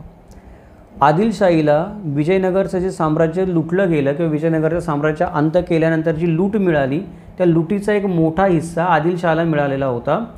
गोवा, बंगळूर आणि दक्षिणेतील इतर राज्य ही आदिलशाहीचा भाग होती, जी कधीकाळी विजयनगर साम्राज्याचा भाग होती. आदिलशाहीच्या काळामध्ये इंडो इस्लामिक वास्तुकलेची साक्ष देणारे अनेक महाल, मशिदी, घुमट, गगनमहाल, चांदबावडी, जामा मशीद अशा अनेक इमारती बांधल्या गेल्या. विजापूर हे जे राजधानीचं शहर होतं आदिलशहाच्या, ते राजधानीचं शहर हे मध्ययुगीन कालखंडामधलं एक महानगर होतं असं समजलं जायचं. आणि जेव्हा हे शहर उत्कर्षाच्या सीमेवर होतं त्यावेळेला संस्कृती, व्यापार आणि उद्योगधंद्यांचं प्रमुख केंद्र होतं. आणि या शहराची जी संस्कृती होती तिला विजापूरची संस्कृती म्हणून एक स्वतंत्र ओळख होती. आणि कधी काळी या विजापूरच्या शहराची लोकसंख्या 10 लाखापेक्षा जास्त होती. त्या काळामध्ये 10 लाख म्हणजे पुष्कळ झाली. आणि अंदाजे 1200 मशिदी या विजापूरच्या शहरामध्ये होत्या. फक्त आणि फक्त विजापूरच्या शहराचीच भरभराट झाली असं नाही विजापूरच्या आदिलशाहीच्या कालखंडामध्ये. तर विजापूरच्या आदिलशाहीने पाण्याच्या सोयीसाठी धरणं बांधली, जशी निजामशाहीनं बांधली, कालवे काढले, तसे नवीन नवीन बाजारपेठा बसवल्या गेल्या. शाही कुटुंबांना राहण्यासाठी आपण जसं आत्ता रिसॉर्ट्स आणि वॉटर पॅव्हलियन्स म्हणतो तशी वॉटर पॅव्हलियन्स त्या काळामध्ये या बंधाऱ्यांच्या माध्यमातून निर्माण करण्यात आली. शिक्षण व्यवस्था, वैद्यकीय सुव्यवस्था, दवाखाने तसेच संगीताचे विजापूर हे माहेरघर होते असं म्हणलं जातं. पर्शियन, अरेबिक, उर्दू, मराठी, कन्नड या सगळ्या भाषा मिळून एका नवीन दख्खनी भाषेचा उदय विजापूरच्या राज्यामध्येच झालेला आहे, विजापूरच्या शहरामध्येच झालेला आहे. विजापूरचे काही बादशाह होते, ते अत्यंत विद्वान होते, कलांचे चाहते होते. हिंदू धर्माचे पण काही बादशाह संवर्धक होते असं म्हणायला हरकत नाही, काही लोक तसा उल्लेख करतात. दुसरा इब्राहिम हा जो आदिलशाह होता विजापूरच्या, या आदिलशहाने तर किताब-इ-नवरस नावाचा एक ग्रंथ दख्खनी भाषेमध्ये लिहिला. मगाशी मी जी म्हणलो त्या दख्खनी भाषेमध्ये लिहिला. दुसरा आदिलशाह सितार वाजवत असे आणि इस्माईल बादशाह हा कवी होता. म्हणजे विजापूरचे बादशाहच किती विद्यासंपन्न होते इथं आपल्याला कळतं आहे. विजयनगर व इतर दख्खनी राज्यांबरोबरची जी सतत युद्ध चालू होती ती युद्ध पण चालूच होती एका बाजूला. म्हणजे एका बाजूला विजापूरची भरभराट होत होती आणि इतर बाजूला ही युद्ध पण चालू होती. त्यानंतर पोर्तुगीजांनी गोवा विजापूरकरांकडून जिंकून घेतला, त्यामुळे एक मोठं बंदर विजापूरच्या हातामधून निघून गेलं व्यापाराचं. नंतरच्या काळामध्ये तुलनेने शांतता राहिली विजापूरच्या राज्यामध्ये, कुठे जास्त मोठं युद्ध झालं नाही. पण शिवछत्रपतींच्या बंडाने विजापूरचं सगळ्यात मोठं नुकसान केलं, कारण शिवछत्रपतींनीच विजापूरचा सर्वात मोठा भूभाग होता तो बळकावला. सर्वात मोठा धोका हे मुघलांचं आक्रमण होतं विजापूरसाठी, शिवछत्रपतींचं बंड नव्हतं असं म्हणलं जातं. त्याचं कारण काय की शिवछत्रपतींच्या किंवा मराठ्यांच्या बंडाने विजापूरचं साम्राज्य कमकुवत झालं. पण ते एवढं कमकुवत झालं नाही की मुघल आल्यावर ढासळून जातील. ज्या वेळेला मुघलांनी आक्रमण केलं त्यावेळेला 6 महिने आदिलशाहीने मुघलांना मोठी टक्कर दिली, किंवा मुघलांना आदिलशाहीचं राज्य जिंकण्यासाठी इतर बहमनी राज्य जिंकायला जेवढा जोर लावावा लागला त्याच्या कितीतरी जास्त जोर आदिलशाहचं राज्य जिंकायला जावं लागला, विजापूरचं राज्य जिंकायला लावावं लागला. हे विजापूरच्या राज्याचं एक मोठं यश आहे की ते कलासंपन्न राज्य होतं, भरभराटीचं राज्य होतं, तेवढंच ताकदवान राज्य होतं. पण शेवटी औरंगजेबाच्या आणि मुघलांच्या राक्षसी लष्करी ताकदीपुढं विजापूरच्या राज्याचं पण काही चाललं नाही आणि विजापूरच्या राज्याला शरणागती पत्करावी लागली आणि विजापूरचं राज्य मुघलांच्या राज्यामध्ये विलीन झालं. अशा रीतीने जी 5 बहमनी राज्य महाराष्ट्रामध्ये राज्य करत होती ती 5ही बहमनी राज्यांचा एक एक करून मुघलांनी विनाश करून टाकला. अजून एक राजवट जी आपण म्हणतो की जशी या बहमनी राज्यांच्या राजवटी होत्या, जशी सिद्धींची राजवट होती, तशीच अजून एक राजवट महाराष्ट्रावर उदयाला आलेली होती आणि ती राजवट म्हणजे पोर्तुगीजांची राजवट होती. पोर्तुगीजांची राजवट ही महाराष्ट्रामध्ये टिकाव धरून राहणारी सिद्धींच्या नंतरची सगळ्यात चिवट राजवट आहे की पोर्तुगीजांनी काही केलं तरी पण गोव्याचा ताबा सोडला नाही. गोवा कधी काळी महाराष्ट्राला लागून राहणारं राज्य होतं, संस्कृती एक होती, महाराष्ट्राचा एक भाग होता आपण असं म्हणू शकतो त्याला, पोर्तुगीज तिथे यायच्या आधीपर्यंत. तर 1509 ते 1961 एवढा प्रदीर्घ काळ, म्हणजे सिद्धीनंतर जर कोणी प्रदीर्घ काळ महाराष्ट्रावर राज्य केलं असेल तर ते पोर्तुगीजच आहेत. भले सिद्धींचं राज्य छोटंसं होतं, पोर्तुगीजांचं राज्य पण छोटंसं होतं, पण ते छोटंसं राज्य पण इतरांपेक्षा प्रदीर्घ काळ राज्य करणारं राज्य होतं, म्हणून त्याचं एक वैशिष्ट्य आहे. सुरुवात याची अशी झाली की 1509 पोर्तुगीजांनी गोव्यामध्ये पाऊल टाकलं. तिथल्याच एका व्यापाऱ्याच्या बोलावण्यावरून किंवा निमंत्रणावरून तिथला काही झगडा वाद मिटवण्यासाठी, आणि नंतर पोर्तुगीज कायमचे तिथंच राहिले 1961पर्यंत, जोपर्यंत त्यांना हाकलण्यात आलं नाही भारतातून तोपर्यंत. म्हणजे भारत स्वतंत्र झाला 1948ला, पण पोर्तुगीज 1961पर्यंत तग धरून भारतामध्ये राहिले होते. या गोष्टीचा पण विचार करण्याची गरज आहे. महाराष्ट्राच्या वेगळ्या वेगळ्या प्रांतामध्ये पोर्तुगीजांचं वेगळ्या वेगळ्या कालावधीमध्ये राज्य होतं, ते आपण थोडक्यात पाहूयात. की 1509ला गोव्यामध्ये पाऊल ठेवलं त्यांनी आणि 1961पर्यंत तिथंच राहिले मगाशी मी म्हणालो. तसंच 1521 ते 1740 चौलवर पोर्तुगीजांचं राज्य होतं. त्यानंतर 1534 ते 1661 म्हणजे पोर्तुगीजांनी मुंबई इंग्रजांना देईपर्यंत मुंबईवर पण पोर्तुगीजांचं राज्य होतं.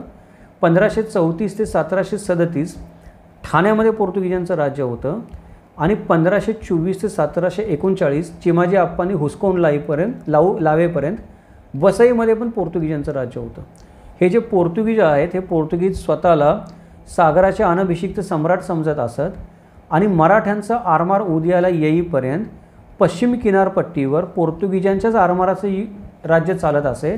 त्यांना टक्कर देणारा किंवा त्यांचा पराभव करणारा एकमेव आरमार सिद्धीचं आरमान होतं. मगाशी मी सांगितलं जसं की सिद्धींनी सांगितलं नाही मला वाटतं, पण ही गोष्ट एक आहे याच्यामध्ये, याचा उल्लेख आहे की सिद्धींनी ऑटोमन साम्राज्याच्या आरमाराबरोबर मिळून पोर्तुगीजांच्या आरमाराचा येमेनच्या समुद्रामध्ये पराभव केलेला होता. हे पोर्तुगीजांच्या आरमाराचा पराभव करणारी जी 2 आरमारं होती भारताच्या किनारपट्टीवर, त्यातलं एक सिद्धींचं होतं आणि एक मराठ्यांचं आरमार होतं. पण पोर्तुगीजांची या राजवटीची अनेक काही वैशिष्ट्ये होती, जसे आपण म्हणतो सकारात्मक नकारात्मक वैशिष्ट्ये देखील होती.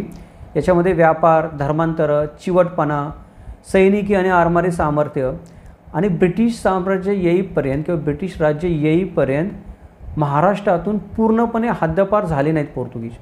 जेव्हा ब्रिटिशांचं राज्य आलं तेव्हाच पोर्तुगीज महाराष्ट्रातून पूर्ण हद्दपार झाले आणि ते गोव्यापुरते मर्यादित होऊन राहिले. ब्रिटिशांनी त्यांना तिथं राहू दिलं म्हणून ते तिथं राहिले.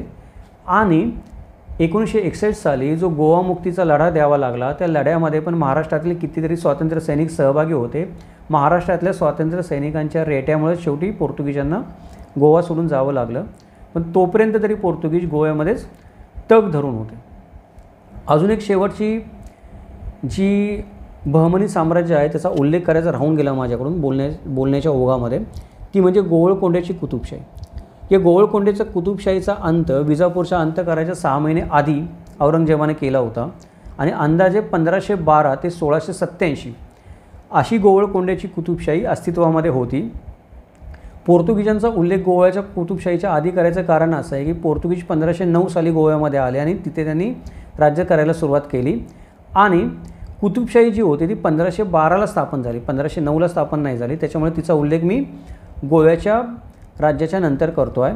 तर ही जी राजधानी होती, कुतुबशाहीची जी राजधानी होती ती गोवळकोंडा होती. गोवळकोंड्या इथे पर्शियन वंशाच्या युसुफ कारा याच्याकडून स्वतंत्र राज्याची स्थापना करण्यात आली. बहमनी साम्राज्याचा अंत झाल्यानंतर मुघल शहाजहानने सातत्याने दबाव वाढवायचा प्रयत्न चालवलेलाच होता बहमनी राज्यांवर. त्याने गोवळकोंड्याच्या कुतुबशाहीवर पण दबाव टाकला आणि त्यांना मुघलांचं मांडलिकत्व मान्य करायला भाग पाडलं. दरवर्षी काही खंडणी द्यायला भाग पाडलं. प्रामुख्याने कर्नाटक, आंध्र प्रदेश, ओरिसा आणि तेलंगणामध्ये या गोवळकोंड्याच्या कुतुबशाहीचा विस्तार होता. महाराष्ट्राशी त्याचा संबंध भौगोलिकदृष्ट्या फार कमीच होता, पण राजकीय कारणाने गोव्याच्या कुतुबशाहीचा मराठ्यांशी पुढे जाऊन संबंध आला. कुतुबशाहीवर पर्शियन संस्कृतीचा प्रभाव होता. तेलुगू व इतर दख्खनी भाषा या कुतुबशाहीमध्ये वापरामध्ये होत्या. राज्य करणारे जे काही राजे कुतुबशाहीमध्ये होऊन गेले ते अत्यंत विद्वान राजे व साहित्यिक होऊन गेले.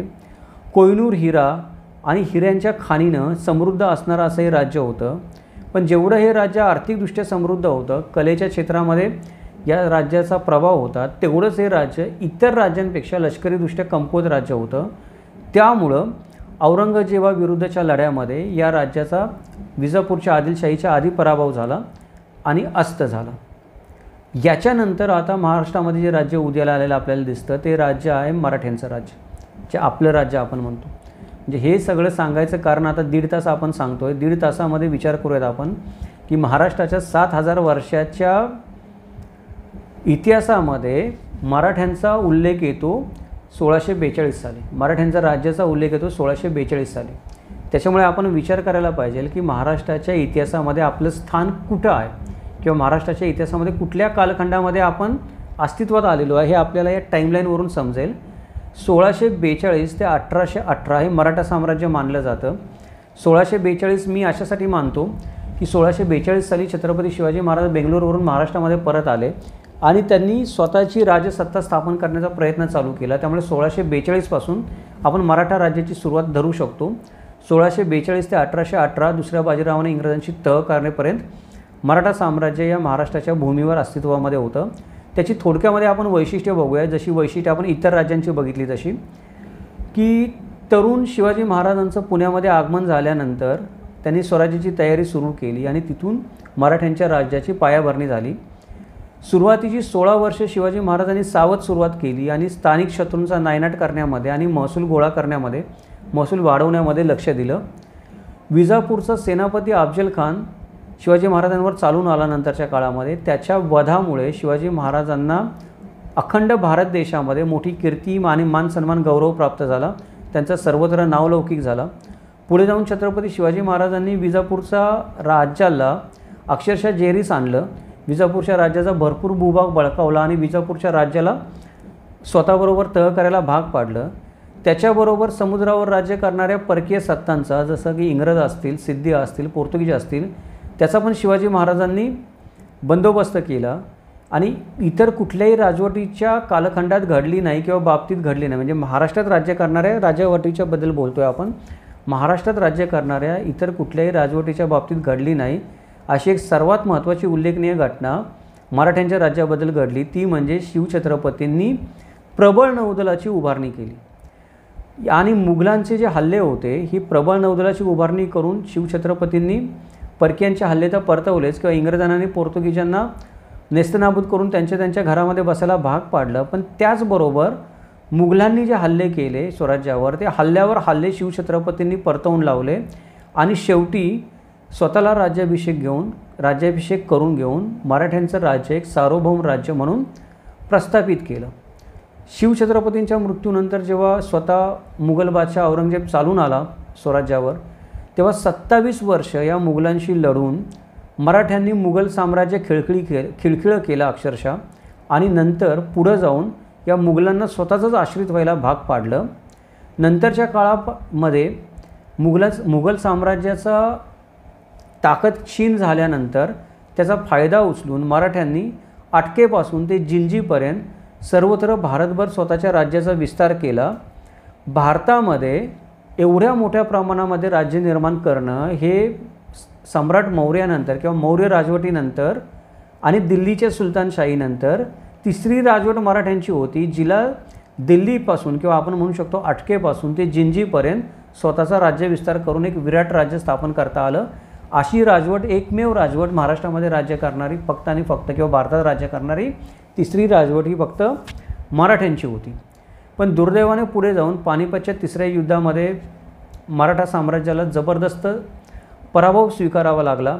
या युद्धामध्ये जबरदस्त मनुष्यहानी झाली, आर्थिक हानी झाली. त्याच्यानंतर मराठा साम्राज्य हळूहळू अस्थिर आणि विस्कळीत व्हायला सुरुवात झाली. अनेक सरदार, अनेक मांडलिक राजे जसे इतर राजवटींमध्ये स्वतंत्र झाले, तसे मराठा राजवटीमध्ये पण स्वतंत्र व्हायला सुरुवात झाली.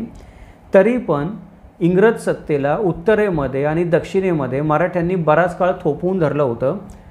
शेवटी लष्करी नेतृत्वाचा, ऐक्याचा आणि आधुनिक तंत्रज्ञानाच्या अभावामुळे इंग्रज सत्तेपुढे मराठ्यांना पण शरणागती पत्करावी लागली.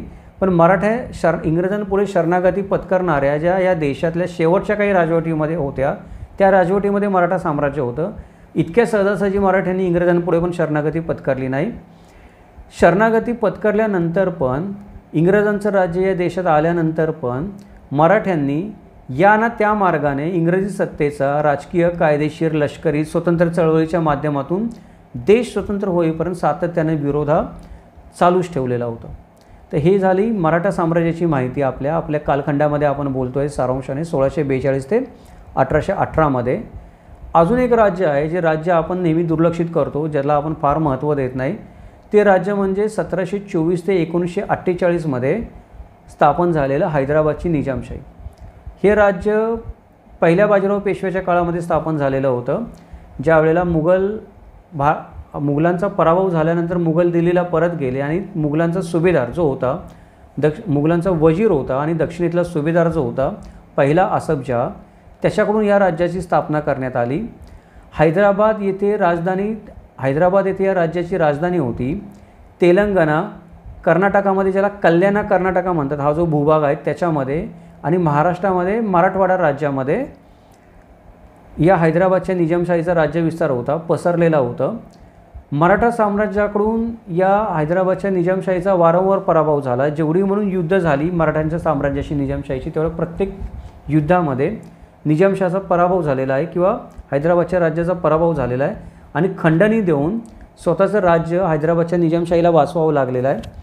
मराठ्यांनी हैदराबादची निजामशाही का बुडवली नाही, हा प्रश्न मी जेव्हा सुरुवातीला अभ्यास करायचो तेव्हा पण पडलेला होता की सहज बुडवू शकत होते, का बुडवली नाही. त्याचं साधं सोपं उत्तर एवढंच होतं की हैदराबादची निजामशाही मराठ्यांना त्रास देऊ शकते, पण मराठ्यांच्या राज्याला तिच्यापासून धोका नाही हे मराठ्यांना माहीत होतं. म्हणून मराठ्यांनी हैदराबादची निजामशाही तशीच जिवंत ठेवली, त्यांच्याकडून वेळोवेळी खंडणी घेऊन बुडवायच्या भानगडीमध्ये पडले नाहीत. पुढे इंग्रजांचं आगमन झाल्यानंतर हैदराबादच्या निजामशाहीने इंग्रजांचं मांडलिकत्व पत्करलं आणि 1948 इंग्रजांच्या अंमलाखाली, आपण ज्याला प्रिन्सली स्टेट म्हणतो, त्या नावाने राज्य केलं. आणि भारत स्वतंत्र झाल्यावर भारतामध्ये सामील व्हायला ज्या काही संस्थानांनी विरोध केला त्याच्यामध्ये हैदराबादचं संस्थान देखील होतं. म्हणजे शेवटी भारतीय संघराज्याने, आपण ज्याला म्हणतो भारतीय संघराज्याने लष्करी बळाचा प्रयोग केल्यावर नाईलाजाने शेवटी हैदराबादच्या संस्थानाने भारतामध्ये सामील व्हायला परवानगी दिली. तर महाराष्ट्रातल्या मराठवाडा भागामध्ये राज्य असणारी एक राजवट होती किमान 300 वर्ष तरी, म्हणून तिचा आपण उल्लेख केला पाहिजे महाराष्ट्राच्या वाटाघाटीमध्ये किंवा महाराष्ट्राच्या वाटचालीमध्ये, जो आपण करत नाही कधी, म्हणून इथे केलेला आहे. पुढे जाऊन आपण जर विचार केला तर अजून एक राज्य आपण विसरून जातो ज्यांनी महाराष्ट्रावर राज्य केलं किंवा महाराष्ट्रातल्या भूभागावर कायमस्वरूपी ते हे लोक होते, टिया मांडून राहिले होते, यांनी कधीच महाराष्ट्रातला तो भूभाग सोडला नाही, ते म्हणजे इंग्रज. आपण असं धरून चालतो की 1818मध्ये मराठ्यांचा पराभव, दुसऱ्या बाजीराव पेशव्याचा पराभव केल्यानंतर इंग्रजांचं राज्य हे महाराष्ट्रामध्ये स्थापन झालं, पण तसं नाही आहे मित्रांनो. इंग्रज हे 1661 सालापासूनच महाराष्ट्रामध्ये होते. जेव्हा इंग्रजांना पोर्तुगीजांनी मुंबई आंदण दिली आणि इंग्रज त्या मुंबईमध्ये येऊन बसले, तिथून काही त्यांनी मुंबई सोडली नाही 1948 सालापर्यंत. मराठ्यांनी वारंवार प्रयत्न केले, अजून भरपूर लोकांनी वारंवार प्रयत्न केले, पण इंग्रजांनी जी गोष्ट एकदा जिंकली ती शक्यतो सोडली नाही भारतामध्ये, कुठेच होती ती. त्यातली एक गोष्ट होती मुंबई. 1661मध्ये इंग्रजांनी पोर्तुगीजांकडून मुंबईचा ताबा घेतला. महाराष्ट्रात वेगळ्या वेगळ्या ठिकाणी राजापूर वगैरे वखारी टाकून व्यापाराला प्रारंभ करायला सुरुवात केली. या इंग्रजांनी सातत्याने मराठ्यांच्या जलदुर्गाला आणि मराठ्यांच्या आरमाराला मदत केली. जिथे शक्य होतं तिथे मराठ्यांना विरोध करण्यासाठी सिद्धींच्या आरमाराला मदत करायला पण इंग्रजांनी कमी केलं नाही. पण नानासाहेब पेशव्यांनी एक जो निर्णय घेतला, ज्याला आपण आज चुकीचा निर्णय म्हणतो, पण कदाचित त्यावेळेला तो निर्णय घेणं भाग पडला असेल किंवा तेव्हाची परिस्थिती काही वेगळी असेल, राजकीय परिस्थिती, ज्यामुळे तो निर्णय घ्यावा लागला. पण तो निर्णय होता मराठ्यांचा आरमार बुडवण्याचा. आणि ते मराठ्यांचा आरमार बुडवायला नानासाहेब पेशव्याला मदत करणारे पण हे इंग्रजच होते. या इंग्रजांच्या मदतीनेच नानासाहेब पेशव्यांचा मराठ्यांचा आरमार होतं, ते मराठ्यांचा आरमार बुडवलं. त्याच्यानंतर माधवराव पेशवा जो होता पहिल्या माधवराव पेशव्याच्या अकाली मृत्यूमुळं पेशव्यांच्या घरामध्ये जो ग्रहकलह सुरू झाला, त्या ग्रहकलहामुळं इंग्रजांना पेशव्यांच्या घरामध्ये आणि राज्यामध्ये मराठ्यांच्या हस्तक्षेप करायला संधी मिळाली, जागा उपलब्ध झाली. बंगाल जिंकल्यामुळे महाजी शिंदेंना विरोध करायची इंग्रजांना ताकद प्राप्त झाली, कारण बंगाल हे संपन्न राज्य होतं. तिथून इंग्रजांना भरपूर साधनसंपत्ती मिळाली, संसाधनं मिळाली आणि महाजी शिंदेंनी उभारलेल्या सैन्याचा पराभव करण्यासाठी मोठं सैन्य इंग्रजांना उभारता आलं. रघुनाथदादा आणि दुसऱ्या बाजीराव पेशव्यामुळं अंतर्गत राजकारणामध्ये इंग्रजांना मराठ्यांच्या लुडबुड करायला संधी मिळाली आणि शेवटी मराठ्यांच्या विरोधामध्ये 3 युद्ध करून, ज्याला आपण अँग्लो मराठा युद्ध म्हणतो, ती 3 युद्ध करून शेवटी दुसऱ्या बाजीराव पेशव्याला शरणागती पत्करायला भाग पाडून इंग्रजांनी मराठ्यांचं राज्य हे नष्ट करण्यामध्ये अधिकृतरित्या यश मिळवलं. तरी देखील 1857च्या बंडामध्ये मराठ्यांनी परत एकदा प्रयत्न केलाच. नानासाहेब पेशवे दुसऱ्या बाजीराव पेशव्याचे जे चिरंजीव होते नानासाहेब पेशवे, त्यांच्या रूपाने परत एकदा राज्य निर्माण करण्याचा, पण तो प्रयत्न पण इंग्रजांनी मोडून काढला. त्याच्यानंतर कंपनी सरकारकडून इंग्रजांच्या राज्याच्या सत्तेचं हस्तांतरण जे होतं ते ब्रिटिश सरकारकडे झालं आणि तिथून पुढे महाराष्ट्रामध्ये जे इंग्रजांचं राज्य होतं ते इंग्रजांचं राज्य हे आधुनिक राज्य चालू झालं, ज्याला आपण आधुनिक शिक्षण, प्रशासन, सुधारणांना सुरुवात झाली, वेगवेगळ्या सामाजिक सुधारणांना. त्याचबरोबर राजकीय चळवळी पण इंग्रजांच्या विरोधामध्ये निर्माण झाल्या. इंग्रजांना विरोधांचा सामना करावा लागला अनेक, आणि 1947 साली भारतीयांकडे सत्ता सोपवून इंग्रज स्वतःच्या स्वदेशाकडे निघून गेले. तर ही झाली महाराष्ट्राची आपली 7000 वर्षापासून ते 1948 ह्या सालापर्यंतची आपण म्हणू शकतो की टाईमलाईन, की कोणी कधी महाराष्ट्रामध्ये राज्य केलं. इथे आपण फारच संक्षिप्तमध्ये आढावा घेतलेला आहे, कारण हा व्हिडिओ मोठा होण्याची शक्यता होती. तरी पण हा जवळजवळ 1.5-2 तासांचा व्हिडिओ झालाच आहे नेहमीप्रमाणे. पण हे सगळे जे कालखंड आहेत आणि या सगळ्या ज्या राजवटी आहेत, कदाचित मी बोलण्याच्या ओघामध्ये एखादी तारीख मागे पुढे झाली असेल किंवा एखादा उल्लेख मागे पुढे झाला असेल, कदाचित बोलण्याच्या ओघामध्ये एखादं नाव पण बोलताना मागे पुढे झालं असेल, मोठा व्हिडिओ आहे. पण विचार करण्याची गोष्ट ही आहे की या सगळ्या ज्या राजवटी आहेत, या राजवटींचा विचार केल्याखेरीज आपण मराठ्यांची उत्पत्ती कशी झाली हे समजून घेऊ शकत नाही. जर आपणापैकी कोणाला खरोखर असं वाटत असेल की मराठा जातीची उत्पत्ती कशी झाली, मराठ्यांची उत्पत्ती कशी झाली, त्याच्यामागं कारणं काय होती, ती जर मला कळावीत असं वाटत असेल तर महाराष्ट्राचा हा एवढा इतिहास आपल्याला माहीत असणं गरजेचं आहे. पुष्कळ मित्रांनी मला जी विनंती केली की सर तुम्ही मराठ्यांच्या उत्पत्तीबद्दल व्हिडिओ बनवा, तर मराठ्यांची उत्पत्ती ह्या विषयावर आपण फक्त 15व्या शतकापासून पुढे व्हिडिओ बनवू शकत नाही किंवा फक्त मराठ्यांबद्दल विचार करून व्हिडिओ बनवू शकत नाही. या सगळ्या राजवटींनी महाराष्ट्रावर जो प्रभाव टाकला, महाराष्ट्रामध्ये जे बदल घडवून आणले, महाराष्ट्रामध्ये ज्या वेगळ्या वेगळ्या प्रकारच्या सामाजिक, आर्थिक, राजकीय आपण म्हणतो की सुधारणा झाल्या किंवा लोकांची जीवनशैली बदलली, त्या सगळ्या गोष्टींचा विचार केल्याखेरीज आपण मराठ्यांच्या उत्पत्तीबद्दल खोलात जाऊन विचार करू शकत नाही किंवा आपल्याला मराठ्यांच्या उत्पत्तीचं मूळ खरेपणानं समजू शकत नाही. या सगळ्या गोष्टी आहेत ज्यांनी महाराष्ट्रावर प्रभाव टाकलेला आहे. या सगळ्या राजवटी आहेत त्यांनी महाराष्ट्रावर प्रभाव टाकलेला आहे. मराठ्यांची उत्पत्ती समजून घेण्याच्या आधी आपण प्रत्येकाने आत्ताच्या राजवटींचा उल्लेख मी या व्हिडिओमध्ये थोडा केला, त्या राजवटींबद्दल जर खोलात जाऊन अभ्यास केला तर मला असं वाटतं की मराठ्यांच्या उत्पत्तीबद्दल अजून नवीन वेगळ्या धारणा किंवा अजून नवीन वेगळ्या गोष्टी किंवा सिद्धांत आपल्या सगळ्यांच्या पण आपसुकच लक्षात यायला लागतील. त्याचबरोबर जेव्हा आपण व्हिडिओ बनवू की मराठ्यांची उत्पत्ती महाराष्ट्रामध्ये कशी झाली, तेव्हा या सगळ्या गोष्टींचे आपल्याला संदर्भ कुठे नाही कुठेतरी लागणारच आहेत. या सगळ्या राजवटींचे संदर्भ कुठे नाही कुठेतरी लागणारच आहेत तो पुढचा व्हिडिओ बनवताना.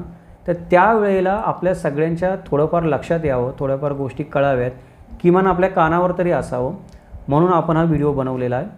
आणि या व्हिडिओमधून आपल्या सर्वांना किमान महाराष्ट्रामध्ये राज्य करणाऱ्या महत्त्वाच्या राजवटींची जरी माहिती झाली तरी मी याला ढोबळमानाने माहिती म्हणतो की ही जी माहिती आहे ढोबळमानाने माहिती आहे. कोणी याच्यामध्ये खोलामध्ये जाऊ नका. मी आधीच जसं व्हिडिओ बनवायच्या आधी सूचना दिली होती तसं आत्ता पण सांगतो आहे की या व्हिडिओचा विचार करताना कोणी खोलामध्ये जाऊ नका. कुठल्या राजवटीबद्दल मी बोललो आहे त्याच्याबद्दल आपण ही महाराष्ट्रामध्ये राज्य करणाऱ्या राजवटींची ढोबळमानाने माहिती घेतलेली आहे. ही माहिती आपल्याला आपण पुढे जे व्हिडिओ बनवणार आहोत त्या व्हिडिओसाठी संदर्भ म्हणून उपयोगी पडणार आहे, म्हणून आपण ही माहिती गोळा केलेली आहे. तर आपण आता इथे थांबूयात, पण थांबण्याआधी जसं मी नेहमी म्हणतो तसं की एक सूचना आहे आपल्या सर्वांना. ती सूचना ही आहे की या व्हिडिओचा जेव्हा विचार कराल तेव्हा विचार करताना या सगळ्या राजवटींचा आपण स्वतःहून सर्वांनी थोडाफार अभ्यास करा, खोलात जाऊन अभ्यास करा, जास्तीत जास्त अभ्यास करा. या सगळ्या राजवटी कुठे नाही कुठेतरी महाराष्ट्राशी संबंधित आहेत. महाराष्ट्राच्या समाज मनावर गावगाड्यावर प्रभाव पाडणाऱ्या राजवटी आहेत. त्यांच्या अभ्यासातून आपल्याला एक नवीन महाराष्ट्र किंवा एक नवीन मराठा समाज समजू शकतो, त्याची उत्पत्ती समजू शकते. थोडंसं आपण सगळ्यांनी आपल्या आपल्या जाती धर्माच्या चष्म्यातून किंवा चौकटीतून बाहेर येऊयात. थोडंसं आपण आपल्या मराठा असण्याच्या पण चौकटीतून बाहेर येऊयात आणि महाराष्ट्राकडे बघूयात. ज्या वेळेला आपण बघू अशा तटस्थ वृत्तीने महाराष्ट्राकडे किंवा इतिहासाकडे, त्यावेळेला आपल्याला खरा इतिहास समजण्याची शक्यता जास्त आहे. त्यावेळेला आपल्याला खरा इतिहास जास्त चांगल्या प्रकारे समजू शकेल असं मला वाटतं. म्हणून एवढा 2 तास बोलून हा व्हिडिओ बनवण्याचं, जर कोणी एका व्यक्तीने जर मराठ्यांच्या राज्याच्या पलीकडे जाऊन महाराष्ट्रामध्ये सिद्धींचं राज्य हे पण तेवढंच महत्त्वाचं राज्य आहे, महाराष्ट्रामध्ये पोर्तुगीजांचं राज्य हे पण तेवढंच महत्त्वाचं राज्य आहे, महाराष्ट्रामध्ये देवगिरीच्या यादवांचं राज्य पण तेवढंच महत्त्वाचं राज्य आहे, महाराष्ट्रामध्ये चालुक्यांचं आणि कदमांचं राज्य पण तेवढंच महत्त्वाचं राज्य आहे. अशा अनुषंगाने जर आपण विचार करायला लागलो आपला जात धर्मपंथ सोडून आणि त्या दृष्टीने इतिहासाकडे पाहायला लागलो, एक जरी व्यक्ती त्या दृष्टीने इतिहासाकडे पाहायला लागली तरी मला वाटतं की हा व्हिडिओ बनवण्याचं माझं सार्थक आहे त्याच्यामध्ये, असं म्हणायला काही हरकत नाही आहे. पुढचा जो व्हिडिओ आहे तो पुढच्या व्हिडिओमध्ये आपण पाहूयात. आता आपण पाहिलं की कोणत्या राजवटीने राज्य केलं. आता पुढच्या व्हिडिओमध्ये आपण पाहूयात की मरघट्ट आणि मराठा हे वेगळे कसे आहेत. कोणत्या राजवटीमध्ये नेमकं मराठ्यांना मरघट्ट म्हणलं गेलं त्याचा आता आपण अंदाज बांधू शकतो आपल्याला कालखंडानुसार या व्हिडिओमुळं. आणि मराठा हा शब्द कधी आला ते पण आपल्याला त्या अंदाज बांधू शकतो आपण पुढच्या व्हिडिओमध्ये, कारण आपल्याला इथे कळलेलं आहे की मराठा हा शब्द किंवा मराठ्यांचं राज्य हे महाराष्ट्राच्या 5000 वर्षाच्या 7000 वर्षाच्या इतिहासामध्ये फक्त आणि फक्त शेवटच्या 400 वर्षामध्ये मराठ्यांचं राज्य. आधी दुसरेच लोक महाराष्ट्रामध्ये राहत होते. त्यामुळे महाराष्ट्राची जी उत्पत्ती आहे ती उत्पत्ती आपण मराठा समाज जो म्हणतो आज इथे राहणारा आपण सगळे लोक आहोत इथे, याचा संबंध फक्त 400 वर्षापूर्वी पुरताच महाराष्ट्राशी निगडीत आहे. इतरच्या जे राजवटी होत्या त्या राजवटी मराठ्यांच्या राजवटी नव्हत्या, त्या इतरांच्या राजवटी होत्या, बाहेरून कुठून आलेल्या राजवटी. त्याचा सगळ्याचा विचार आपण पुढच्या व्हिडिओमध्ये करूयात. आणि मरघट्ट आणि मराठा या 2 गोष्टी वेगळ्या कशा आहेत आणि त्या वेगळ्या ठेवणंच का गरजेचं आहे चांगला इतिहास समजून घेण्यासाठी, याचा आपण विचार पुढच्या व्हिडिओमध्ये करूयात. हा व्हिडिओ तुम्हाला कसा वाटला ते तुम्ही मला नेहमीप्रमाणे कमेंट करून कळवा. आपल्या चॅनेलला मदत करण्यासाठी जर आपण जॉईन बटनवर क्लिक करून चॅनेलची मेंबरशिप घेऊ शकत असाल तर अशा प्रकारचे अजून व्हिडिओ विचार करून बनवायला चॅनेलला मदत होईल. नेहमीप्रमाणे या व्हिडिओला लाईक करा, चॅनेलला सबस्क्राईब करा, नोटिफिकेशन बटन ऑन ठेवा, म्हणजे पुढचे जे अभ्यासपूर्ण व्हिडिओ आहेत ते पुढचे अभ्यासपूर्ण व्हिडिओ तुम्हाला चॅनेलवर आल्यानंतर लगेच त्याचं नोटिफिकेशन येईल आणि बघता येतील, ऐकता येतील. मी आपल्या सर्वांचा इथे आता निरोप घेतो कारण बराच वेळ झालेला आहे, 2 तास झालेले आहेत जवळपास. भेटूयात आपण उद्याच्या व्हिडिओमध्ये. मराठा आणि मरघट्ट याच्यामधला फरक काय आहे ते आपण उद्याच्या व्हिडिओमध्ये पाहणार आहोत. तोपर्यंत जय महाराष्ट्र, जगदंबा.